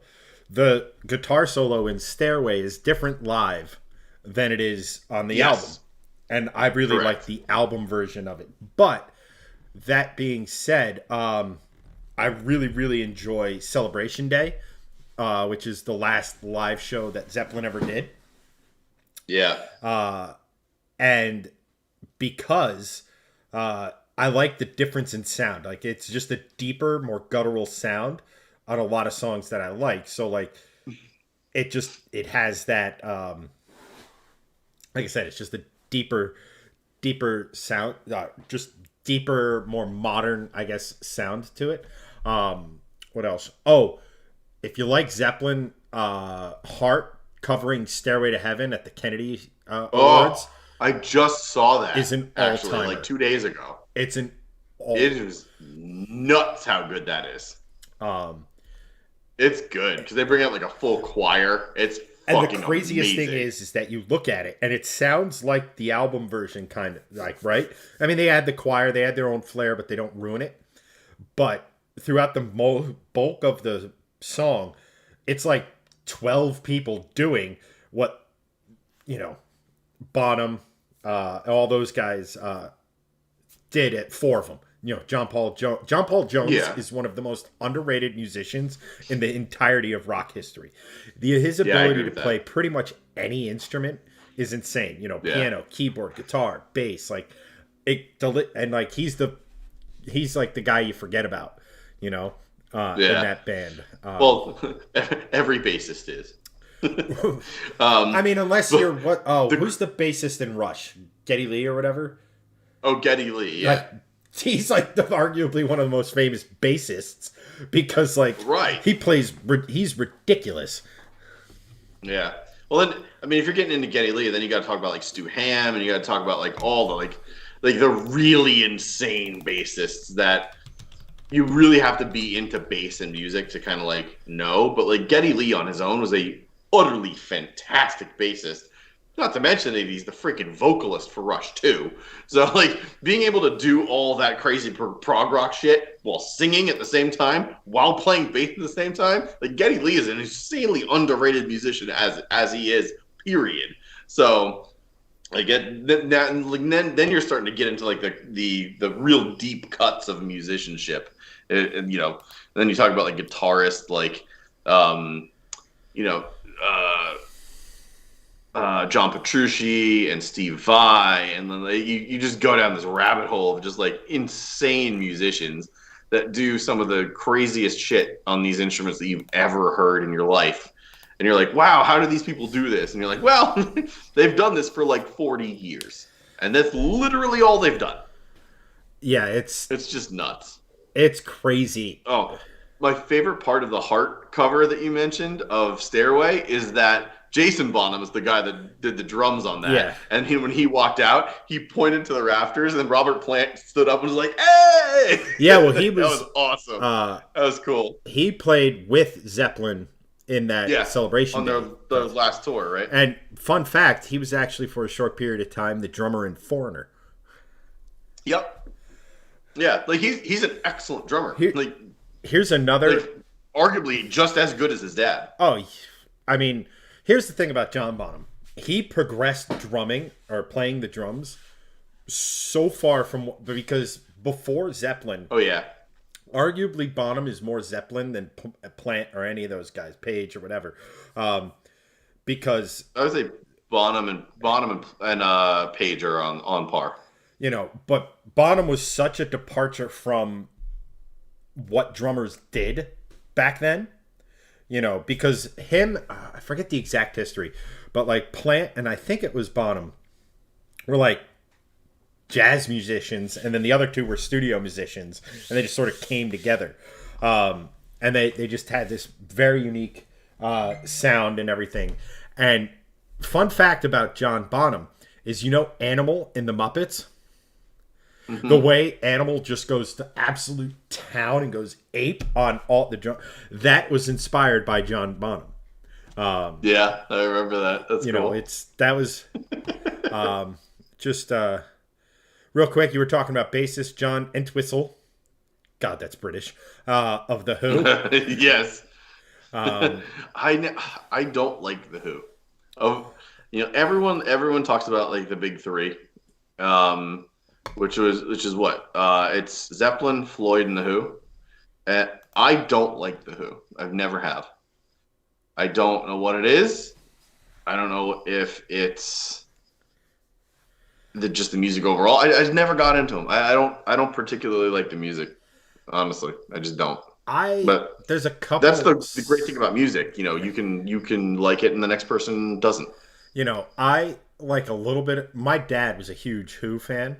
For me, it would be, of those three, it would be Zeppelin by a big margin, then the Who, and then would be Pink Floyd. Just because I feel like Pink Floyd goes on forever. It's like someone in a conversation, and it's like, eventually you're going to make a point. I don't know exactly what that's going to be, but eventually you're going to do that. Floyd borders on progressive. It's mostly prog rock. It's prog rock, but you can almost make a case that it's just operatic rock, because it really does. Most of their discography reads like a rock opera, and it's not quite prog, because prog has tons of time signature changes, like you mentioned before. It has like insane storylines within each song, not necessarily a whole disc. The way that, like, look at The Wall, for example. Like, that's a rock opera, quite frankly. That's not progressive rock. Not that's for just nothing, the fact that you can sync an album to The Wizard of Oz is operatic in nature. Correct, exactly. So, like, I'd compare Queen and Floyd more than, like, Dream Theater and Floyd, because it's less progressive. What's the really famous older progressive rock group? They did a lot of synthesizers. I can't remember the name of it. They played like every synth they had was Moog, and I can't think of the name of them right now. You're not oh God. They're from that same time frame, like 70s, 80s. But like that would be more progressive rock than Floyd. Like Floyd borders it, right? But they don't really go full progressive rock. It's more just like rock opera kind of stuff. Yeah. Steve, Under Pressure from Bowie and Queen is an all-time favorite. That is an all-time song. That is utterly wonderful song. And let's actually go through some of your guys' stuff too, because you guys have been chatty. We've been off on a tangent. Yeah, I literally changed the title of the stream because yeah, I saw. So let's see. We got Anthony saying metal, classic rock, mix of other stuff occasionally. Justin, don't forget Miyuki EDM. I don't know what Miyuki EDM is, but I will be looking that up after the stream. That's for sure. Let's see. We got Steve saying, I love classic rock. Rainbow with Dio is mint. Dio is awesome, and Rainbow in the Dark is a great song. Dio is an insane vocalist. Yeah, he really is. Doug saying, I do love me some Pink Floyd. I finally got a quadraphonic record of Dark Side. Ooh, that's good. But need to get my demodulator working to get the experience. Yeah, dude, if you get some Floyd and do the full analog experience with like tubes and the whole nine, I've actually, one of my guys I used to work with, one of my buddies I used to work with, his name is Todd. He had a full tube setup because his dad was like really into Zeppelin and like just the analog visceral nature of like trying to make a speaker setup that sounded like you were in the 70s. And I went to his place one New Year's Eve and we were drinking, of course, having a great time for New Year's Eve. And man, I was like it was like probably at this point 8 or 9 deep. And he just threw on Zeppelin and we just sat there and listened to the system. And right after Zeppelin, we listened to Floyd, and I was like, "This is insane." And you have like that if you have the right setup with old records, you feel like you're there. It's crazy, and I will always remember that experience for the rest of my life. It was so cool to like have that sort of speaker setup with those period correct bands with a period correct sort of record. Unforgettable. So cool. So if you can get your setup to that sort of way, it's going to be amazing. It's going to blow your freaking mind. Steve saying, but mostly metal. Steve, again, old school 90s and 80s gangster rap. Yes, love that stuff. Mostly 90s for me. Tupac, Dre, Biggie, that whole stuff. Big fan of that stuff. You guys saying all the way back to Charismatic Voice. Doug saying, love Charismatic Voice. Her eyes, my goodness. Definitely, yes. Mark, Anthony saying, check out Lost in Vegas. If you haven't, I think I've heard them a couple times, but I got to go look them up again after the stream. Justin, Def Leppard, Pearl Jam, Linkin Park, Metallica, of course, 90s. And actually, that's a really good point about like early 90s stuff. Is I have a question for both chat and you, Chad. If you could pick one vocalist from rock, the genre, to be the lead singer of your band, who would you pick? Lead singer. So like anyone from rock. It has to have, it could be living or dead, but it has to be in the rock genre. So it could be Freddie Mercury, it could be James Hetfield, whatever. But rock as a genre could range from metal all the way to like pop rock. I mean, you kind of hit 2 of the 3 right there. I mean, Hetfield, Mercury, right. Dio, like we said, is his insane vocalist. I would probably... Oh, man, this is tough. Just because of the sound I like. It's a tough question because there's so many good ones, So the sound I like... So, like, as a general rule, like, I like songs that hit, right? Like that, whether it be the bass drum or like a bass lick or something like that. I like those. So that's why, like, we were talking about hip hop and rap and stuff like that. Like, right around where we graduated high school and were in college was when like rap hit its like was here, and then it just can't the upward trajectory. Because like there's a interview with Snoop Dogg and stuff like that. And he's just talking about how like modern rap is either auto-tune or like bippity boppity bippity boop bippity boppity bippity bop bippity. Like it's all very similar. Where like you see that with everything else. Like, the bands who did stuff in rock first are the bands we remember, and then the other stuff is just kind of a copy of it, right? But Sure. I would probably lean towards Hetfield to answer your question. Ooh, interesting. That being said, the other two have at least Freddie Mercury. Freddie Mercury's range and the octaves he could go just play between and do it effortlessly and stuff like that is, and as a stage performer and everything while doing all of that as a vocalist, is insane. It's just like, don't get me wrong, Queen was one of the first rock bands I really, really liked, but it was just, I like current Hetfield's voice. It's deeper, it's clean, but still guttural. I understand those. Well, see, there I disagree with you. I hate Hetfield's voice now. I just like the deeper. I'm an early Metallica fan. I love early Metallica. Anything they do now. But like again, you go back and you watch like I'm gonna forget the song, but I listened to the song that he performed live, and then I listened to the album version of it. And it's like I like that sound better. But then again, I like Enter Sandman, the album version, better than any of the live performances they did. Like, but everybody. Oh yeah. We were talking about people who react to music and stuff, but everybody wants to do for Enter Sandman is react to when they played in front of like 1 million people or whatever it was in Russia. Oh right, the Russia show. Yeah, that is. I mean, by and large, that is insane to watch. It is nuts. Oh, and also, Anthony, I know exactly what you're talking about with Lost in Vegas. I thought you meant a band called Lost in Vegas. The Reaction Channel Lost in Vegas, I've seen a bunch of their stuff. They're awesome. Those dudes are great.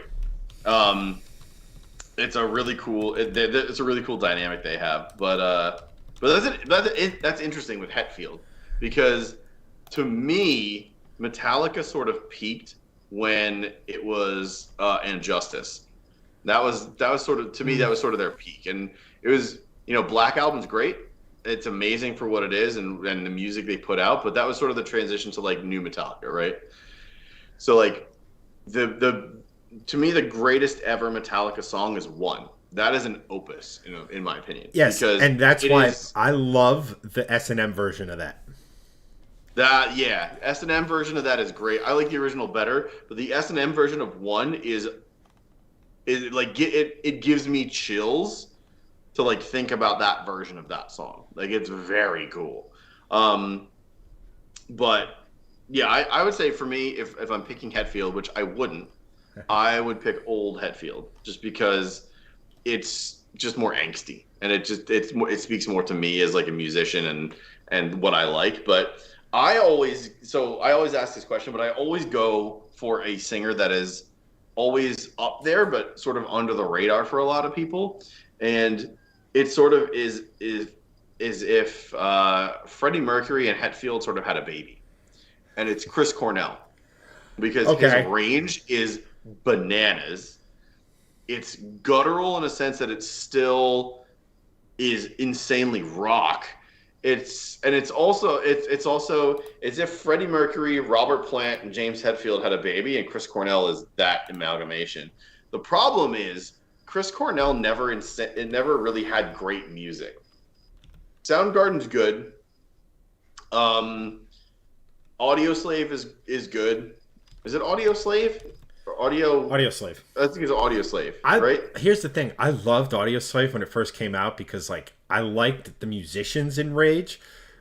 I liked some of Rage's songs, but then Rage fell into this trap of being, I don't even know what the best way to describe it is, but like repetitive almost.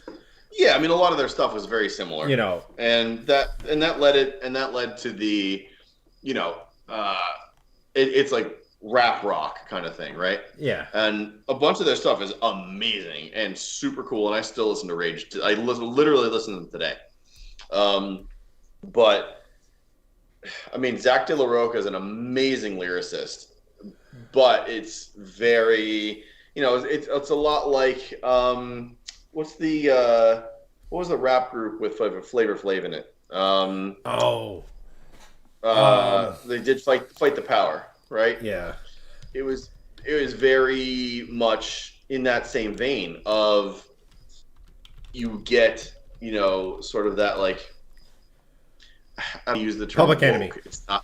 It's not Public Enemy. Thank you. It's not woke. It's more of just like, fight the power kind of music. And Rage was very much in that same vein, right? They wanted to bring, more more enlightenment to the music, and there's a lot more than meets the eye. You really should be questioning a lot more, and yada yada yada. Don't trust the government, blah blah blah. Public Enemy is the same way in rap, right? But over time, it's sort of like dulled a little bit with Rage, and it became a little bit more mainstream, and that's where I think it sort of lost a lot of its edge.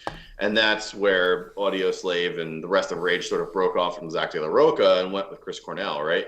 And in Audioslave, the first Audioslave album is amazing. But then that, again, same over time, it like kind of lost its luster. But Chris Cornell, as a vocalist, is an all-timer. His range, his voice, the ability to sing what he can, the way he can, is utterly, like, as a singer, boggles my mind what he can do with his voice. It was crazy what he could do. Oh, I mean, Chris Cornell is one of those. He's an all-timer, and I mean, here's the thing, right? Like, if you go back and you look at the list of artists who did Bond themes, like, that's a pretty damn impressive list. And it doesn't matter who it is. And, like Adele did a Bond theme. A lot of people don't like Adele. Adele's an unbelievable vocalist. She is utterly fantastic as a vocalist, whether you like her music or not. That chick can sing unbelievably well, and she deserved to have a Bond title.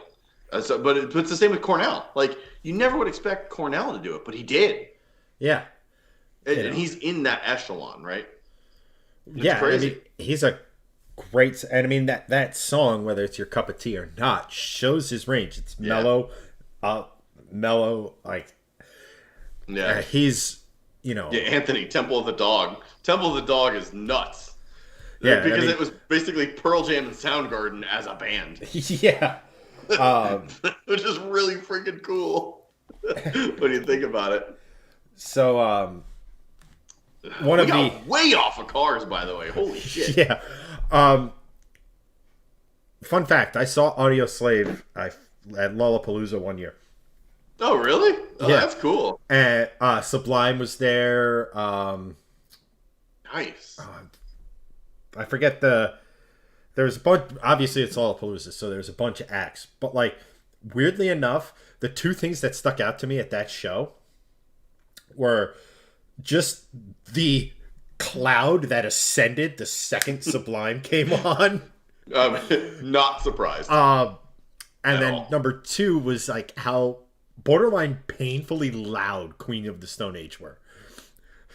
Oh, like, yeah. They were so loud. Dave Grohl is basically deaf. It was just insane how loud they were, to the point where it was almost hurting my ear. Like, if they did a second set, it would have been like, my ears are bleeding. And fun fact, Queens of the Stone Age only exists because Dave Grohl was really like, I don't want to be in Foo Fighters anymore.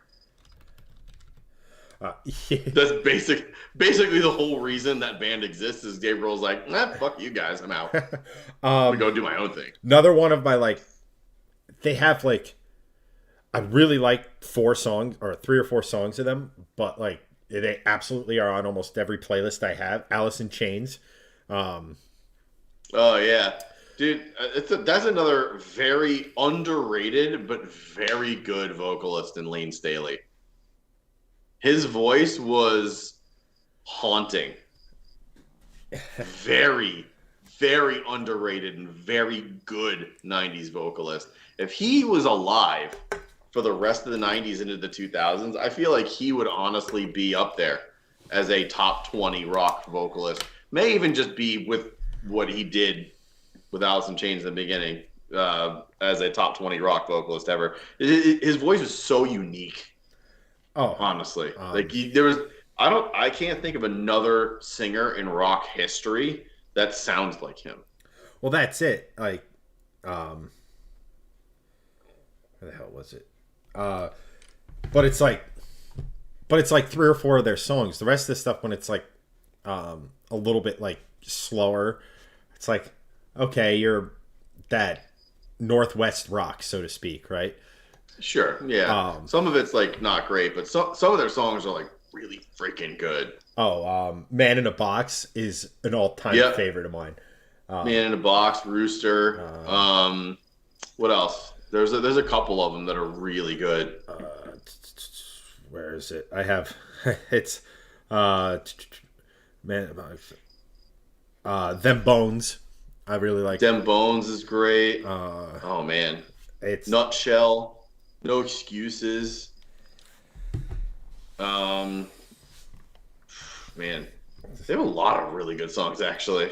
but like I Stay Away. yeah, but like that's on my. They are on almost every playlist, including to kind of bring it somewhat remotely back to cars. It's definitely on Yeah. my go out and drive playlist when I'm like covering miles. Like when we drove to Carlisle, that's Yes. the playlist I listen to and everything.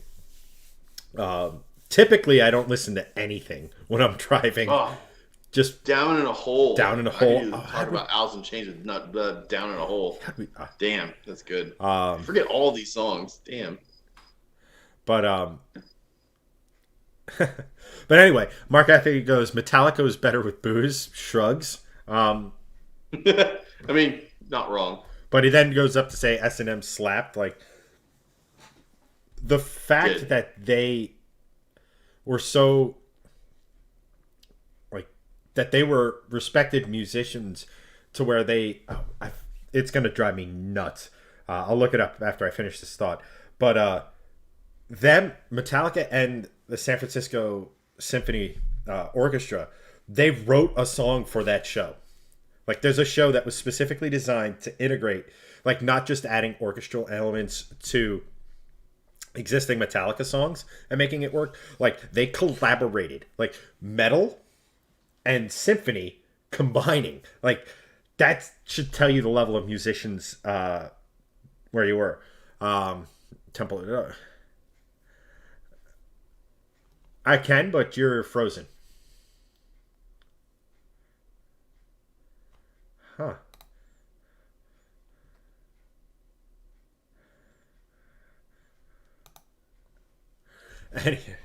um, so while we wait for Greg, and Mark goes, I don't know, man. Cars and music go together like eggs and bacon. I agree.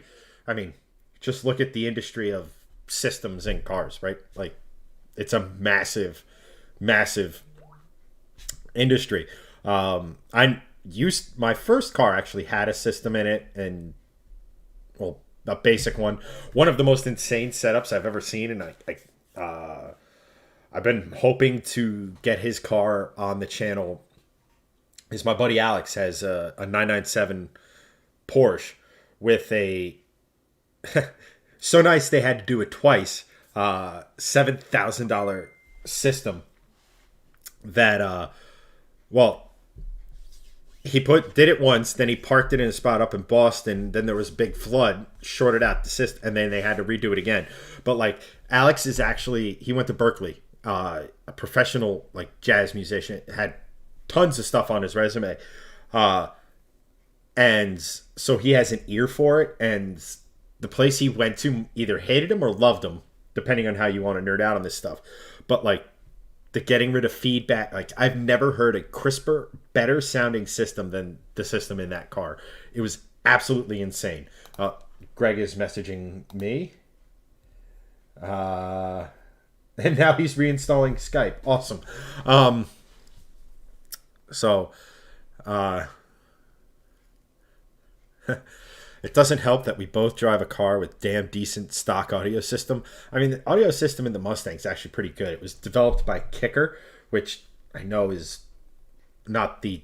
It's not like a Bang& Olufsen or a level system, but it does pretty dang well. I've kicked around the idea of putting like a couple 8-inch subs in it just to get a little bit more depth of sound to it. It doesn't thump exactly how I would like it to, But like, I don't want to add weight.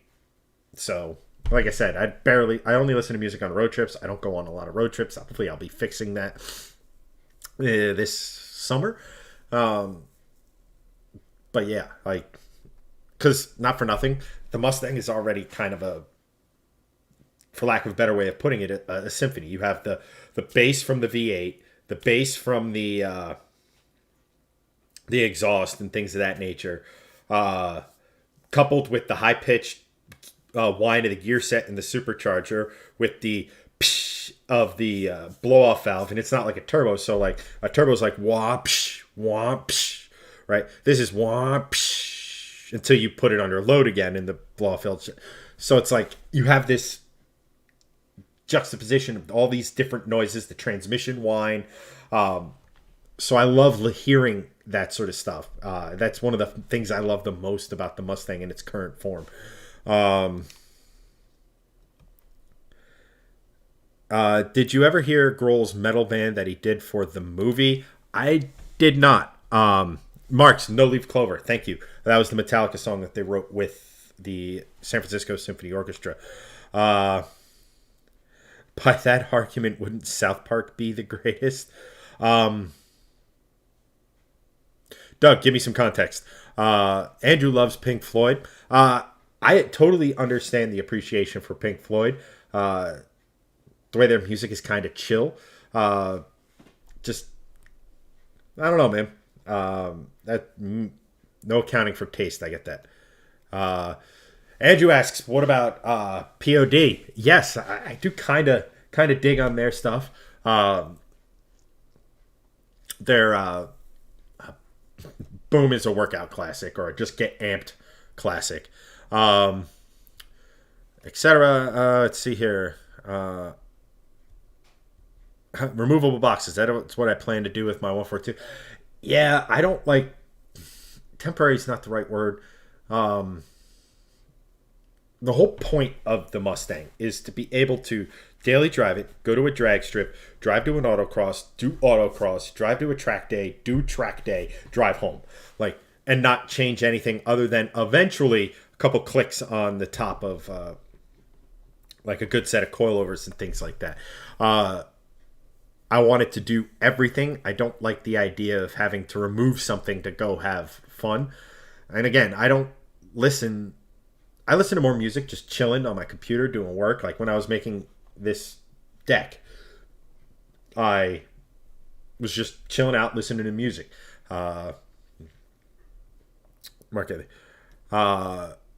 Mark goes, dude, I had a C30 local to me for a while that was owned by a pro audio guy. The system in that car was incredible.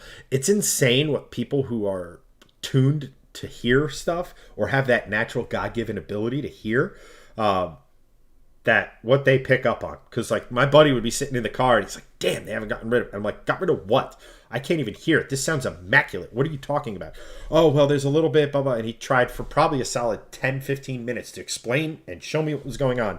And my earballs just couldn't hear it. Mark, hey, the mock audio system in the new Edge cars, and the new Edge cars was was ahead of a lot of shit out there at the time. Yeah,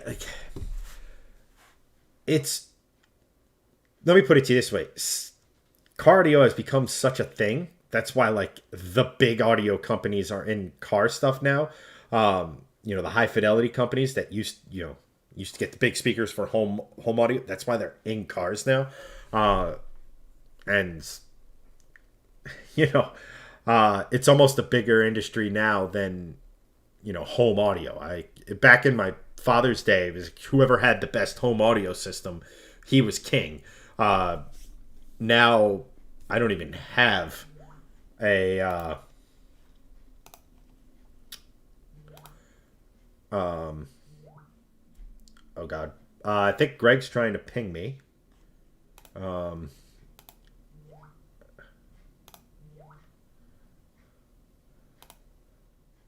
Greg, are you back with us? I can hear you. Let Let me just say something for the ladies and gentlemen. Oh. You sound a little different, but you're back. Wait, hang on. I can fix that.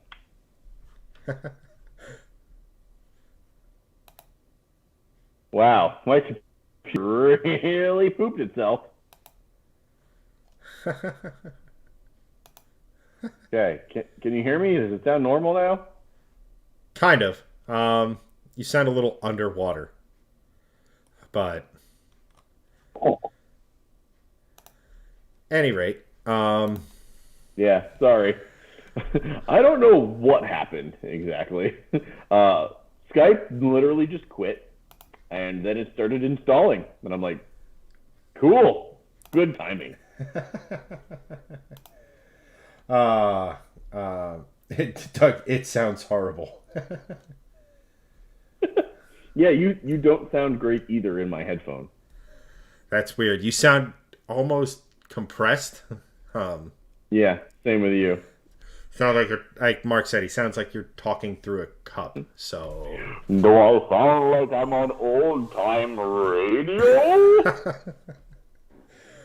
Name that reference, anyone. I would be extremely impressed with that.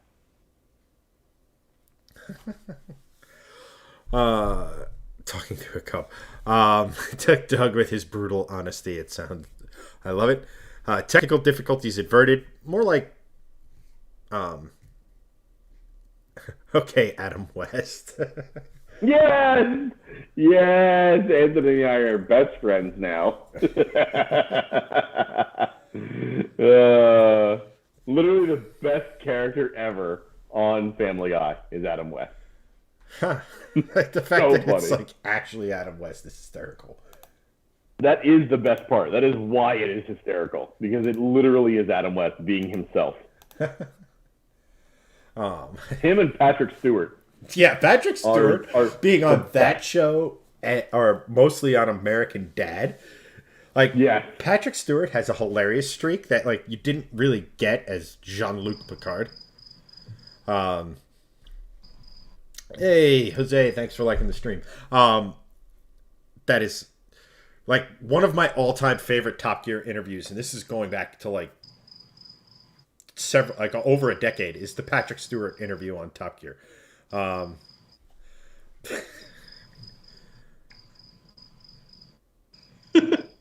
hearing crickets. Oh, hang on. I can't hear you now. What is happening? Greg? Yeah, I hate Skype right now.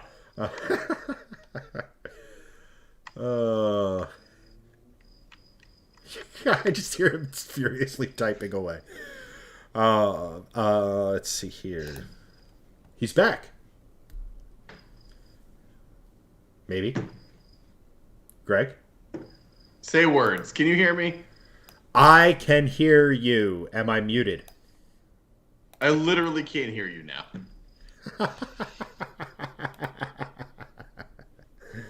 I'll be back. They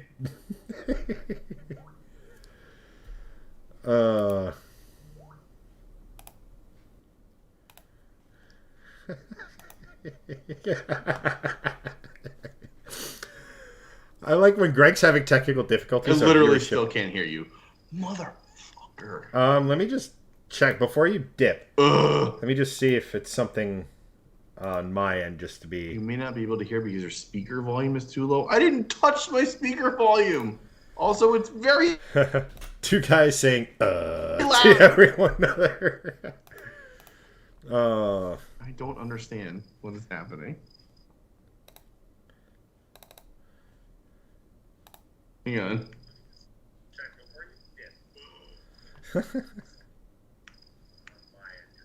I can hear you on stream on this computer over here. That's so weird. Also, it's very... Two guys saying, yes, this is literally now two guys saying, to one another. That is literally what this is devolved into. Check your, And it is my fault. Check. Most of the other stuff is Chad joking about us having technical difficulties and being my fault, but this is actually my fault. Greg, go into I don't know why. Go into your audio video settings. and then scroll down to speakers.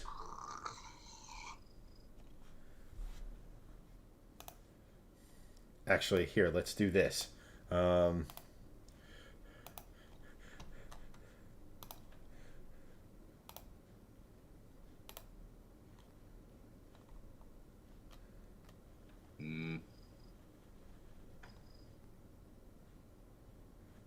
And then check this part. See where it says, where I'm clicking? I'm talking like he can hear me. What the heck's wrong with me, chat?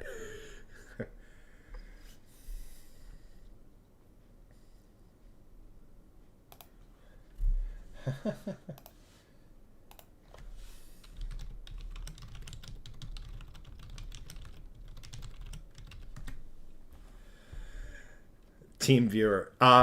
Holy cow, there's like Inception right now. Oh my gosh. Let's just do this.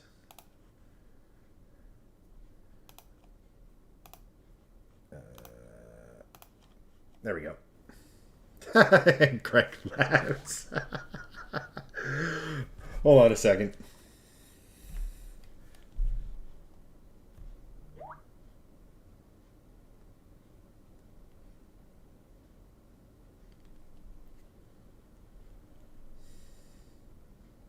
Hello?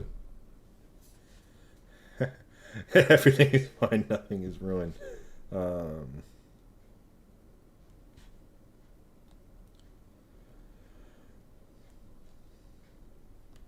Let's just do this.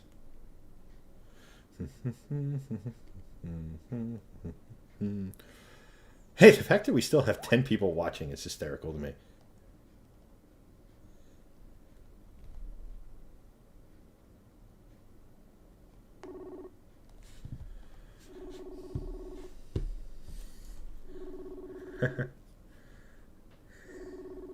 That could be a cover. Hold on. Hello? Hey, are you in Skype? Yes, but I can't join a call with you. All right. I started the call. Join me. Okay. Live. And you guys don't believe me when I say that Greg is, when he uses my stuff, he messes it up. I can hear you now. All right, fantastic. Holy crap. All right, look. The other times when Chad said it was my fault, it wasn't my fault. This one may have been.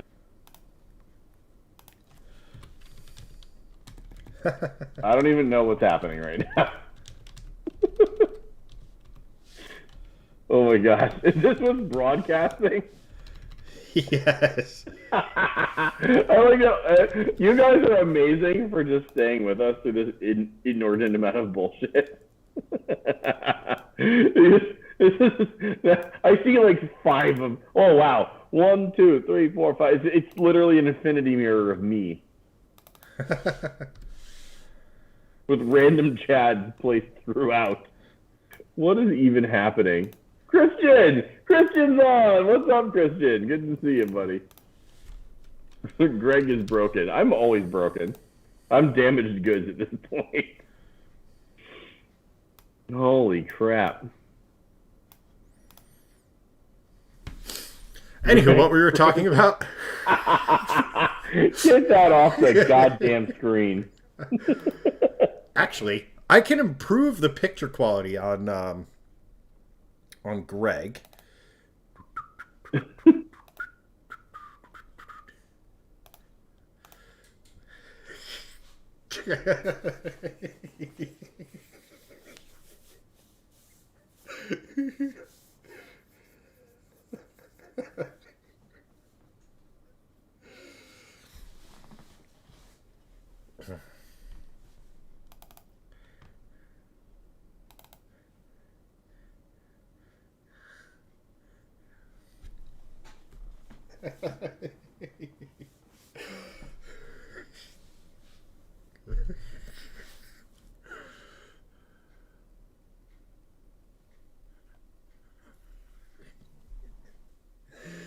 Oh my goodness. All right. Anthony, comedy gold like this should cost money. It does. You guys support us and donate to us, and it's amazing. And you guys rock. So thank you for the 100 stars, for the support, and you guys are fantastic. And thank you for chilling with us through all these technical difficulties that are definitely my fault. Claiming it, my fault this time.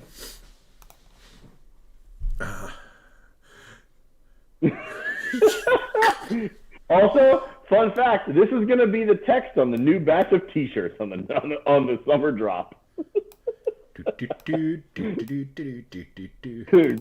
Ruins any technology he touches. That is going to be literally the only T-shirt we do in July. That picture of you, plus this text. I'm just going to put the text of the anti-tech support division. Oh man. There we go. Anywho, I'm glad you guys are getting a kick out of this because, I mean, oh, you know what we should do? We should just do it as IT equals idiot technology, and then just a picture of me. Yeah. Just like, I'll buy one. Yes. To the Photoshop and coming next week. But I did have one question for you. Like many of our supporters, I got impatient over hats. So, Yes. and I'm surprised nobody pointed this out earlier because I had it forward for a minute. But I literally went to custom lids and made my own Shifting Lanes Garage hat. I don't recommend anyone do that because, it was over $80. Luckily, I had a gift card, but it's not a cost-effective option. So actually, Chad, if you could just, you don't have to take it off, but just bring your head towards the camera. So for those that do want a hat, I would really recommend doing this. I know I still have to make them for you, Steve, if you're still on.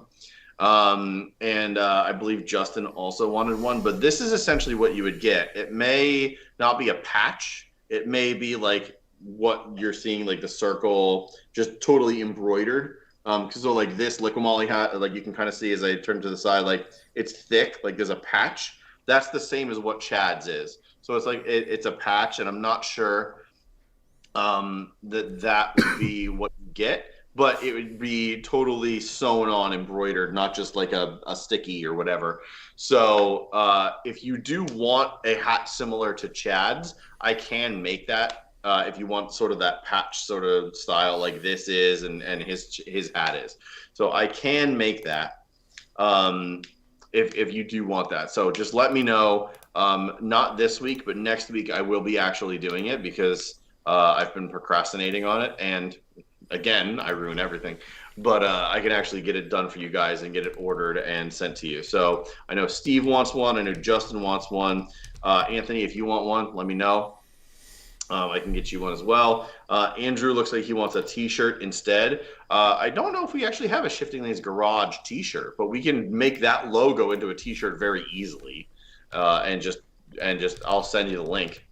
Anthony, the dog bandanas, I haven't been able to actually find them, and I don't think Streamlabs makes a dog bandana. And I don't think our old thing on Spring or Teespring or whatever the hell it is. Excuse me. I don't think that has an option for a bandana as well either. But I will continue to search for potential bandana options for you so we can make a one-off so that you can have it for sure.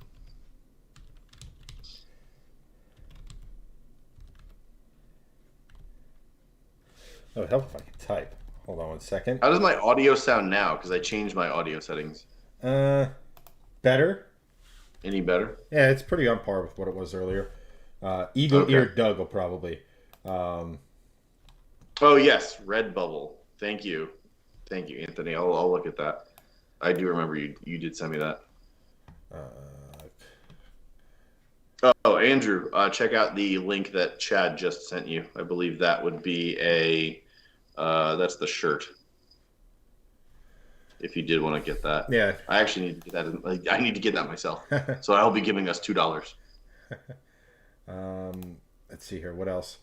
I forgot I made this. Oh God. It's Do we need more? Do we need more custom drops? yeah. I made a bomber jacket with the Shifting Lanes Garage logo on it. Oh, I can't see anything other than it's oh my God, a bomber jacket. Yeah. We just need to do what is the thing from West Side Story? Sharks and Skins, I think it was. Yeah.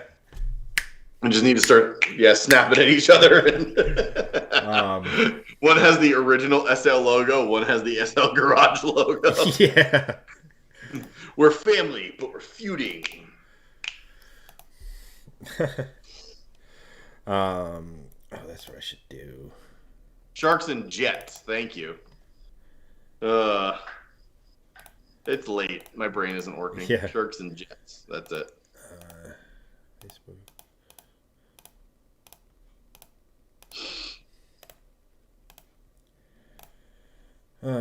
Sharks and Skins might also be a video. Just don't look at work. Yeah, probably a good call. This is the point of the stream when Chad and I have zoned out. Mostly. This is the point of the stream where I just like because messing I've with ruined Greg. all technology.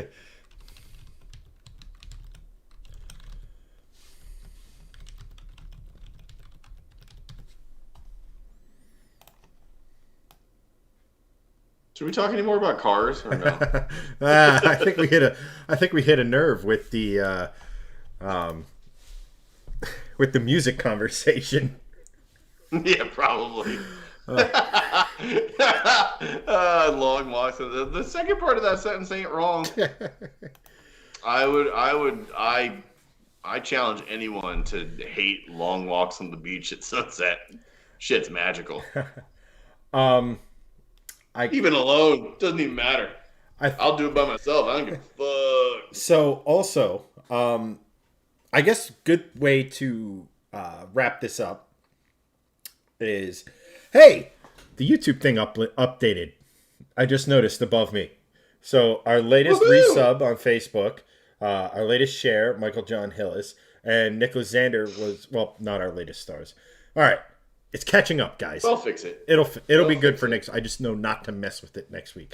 Chad ruins all things technology. But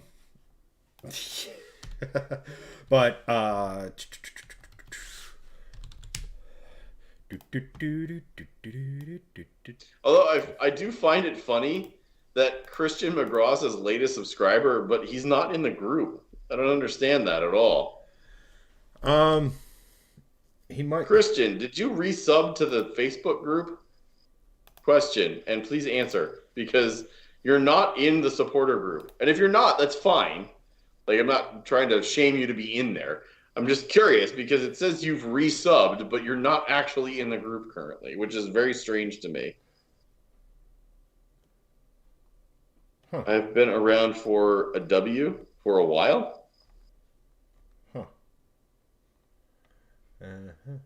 Because if I go to Shift Squad on Facebook, like, you're not in the group. It's 11 members, and I'm under the Shifting Lanes for a while, and I don't know if it's come out or not yet.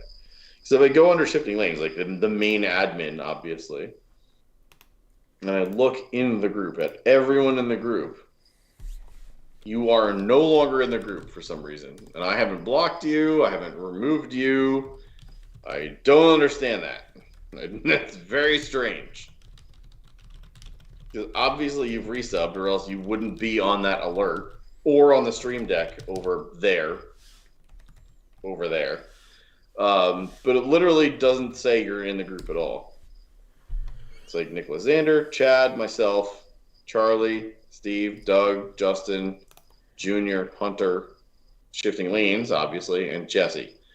Doesn't say Christian, which is so strange. It makes zero sense because obviously you're in it. It doesn't. I don't know. It's weird. It is what it is. Christian, can you just message us privately on the Shifting Lanes account on Facebook, and we'll get it sorted out? Because obviously you're in the group, or else you wouldn't have that alert. Like there's something. Anywho, Anyway, technical difficulties, fun times. all the fun. Yeah, so like I was saying, I already kind of talked to chat and let them know like what's coming with Yes. the Stang. We have couple vlogs coming with that. Yes. What can we expect in Polestar Land coming soon to a YouTube's near chat? Yes. So tomorrow or Wednesday, I will be making a video about why wagons are better than SUVs as a vlog. Probably to be out later this week or early next week. And hopefully at that point in time, I will have my new tune. In which case, there will be a 3-part episode about the tune. Installing it, giving it a butt dyno on the street just to see how it is. Taking it to the actual dyno as part 2 video to give a full power run. And part 3, taking it to the drag strip to see if we can break into the 12s, which would be awesome. And that would technically give me, finally, a Volvo that is faster than an E46 M3. Because that was the whole An thing entire about the V7DR. eternity later. We bought an M3 slaying V7DR. Well, we didn't because we never did. But I can claim that I did a bunch of research on this. The fastest stock E46 M3 time that I could find on the internet was actually Car and Driver with a 13.1 quarter mile. Now that's bone stock, and it's hard at this point. I mean, how many years are we removed from the E46 M3? 06 was the last year, so we're creeping up on 20 years of not having the E46 M3 as a production car. So 13.1. Hey Joey, what's up? Thanks for joining so late. The E46 M3, the fastest I've ever seen online posted or actually verified was Car and Driver at a 13.1 dead. So if I can get my car to a 13.099, I will technically have a car that's faster than an E46 M3, and I can claim that.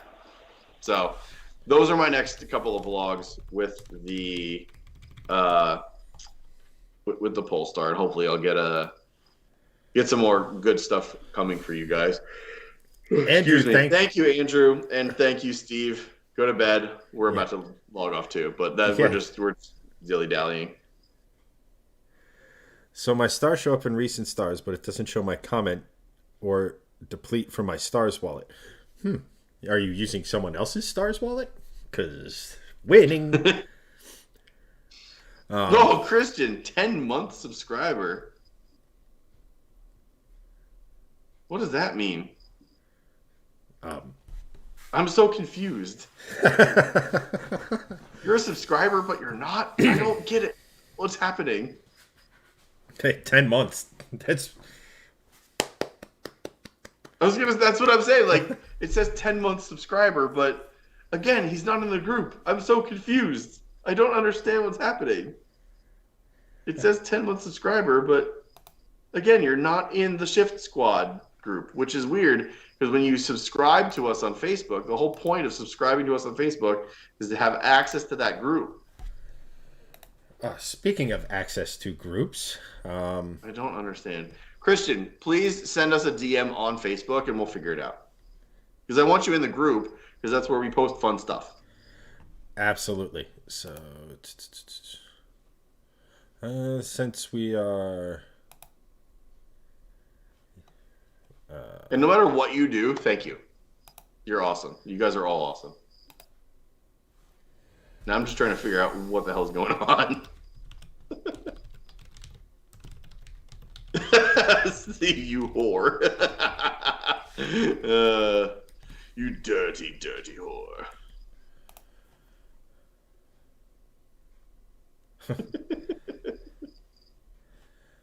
Yeah, you were in the group for a while, and now you're not. Like, I don't understand why you're not in the group. It doesn't make sense. Especially if you're subscribing.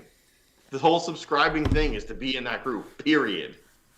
Whatever. Anyway, send us a DM on Facebook on the Shifting Lanes page, and we'll figure it out. Anywho, the end. Right. Goodbye. So anyway, two things before we sign off, guys. I'm definitely going to be online tomorrow-ish, maybe tonight, with the YouTube link I sent over on YouTube for watch me get insanely frustrated with video games. Always a fun time. And then I also posted a link in chat to our Discord with the chat. So Christian, if you want to hop in that, anyone with Discord, you can hop in there. We have a good group of people in there, good conversation. Nice to have something that's like dedicated out of the watchful eyes of the social media platforms. Be respectful. That's by no means a license to go off and be a douche, but yeah, it's just it's a nice place to chat, connect. You know, guys can DM each other, get to know everybody, and then like I said, I should be online tonight or tomorrow. If I do, I'll ping the group. But I've got to get the evening reel out, or short form video out. We spent quite a bit of time being distracted, but it was a good talk with you guys, good hanging out. Thank you to everyone who sent stars, super chatted us, all that sort of fun stuff. Appreciate everyone. But for this one, guys, that's going to be a wrap. Again, if I get on, I'll ping everyone. But thanks for watching, and we'll catch you in the next one, guys.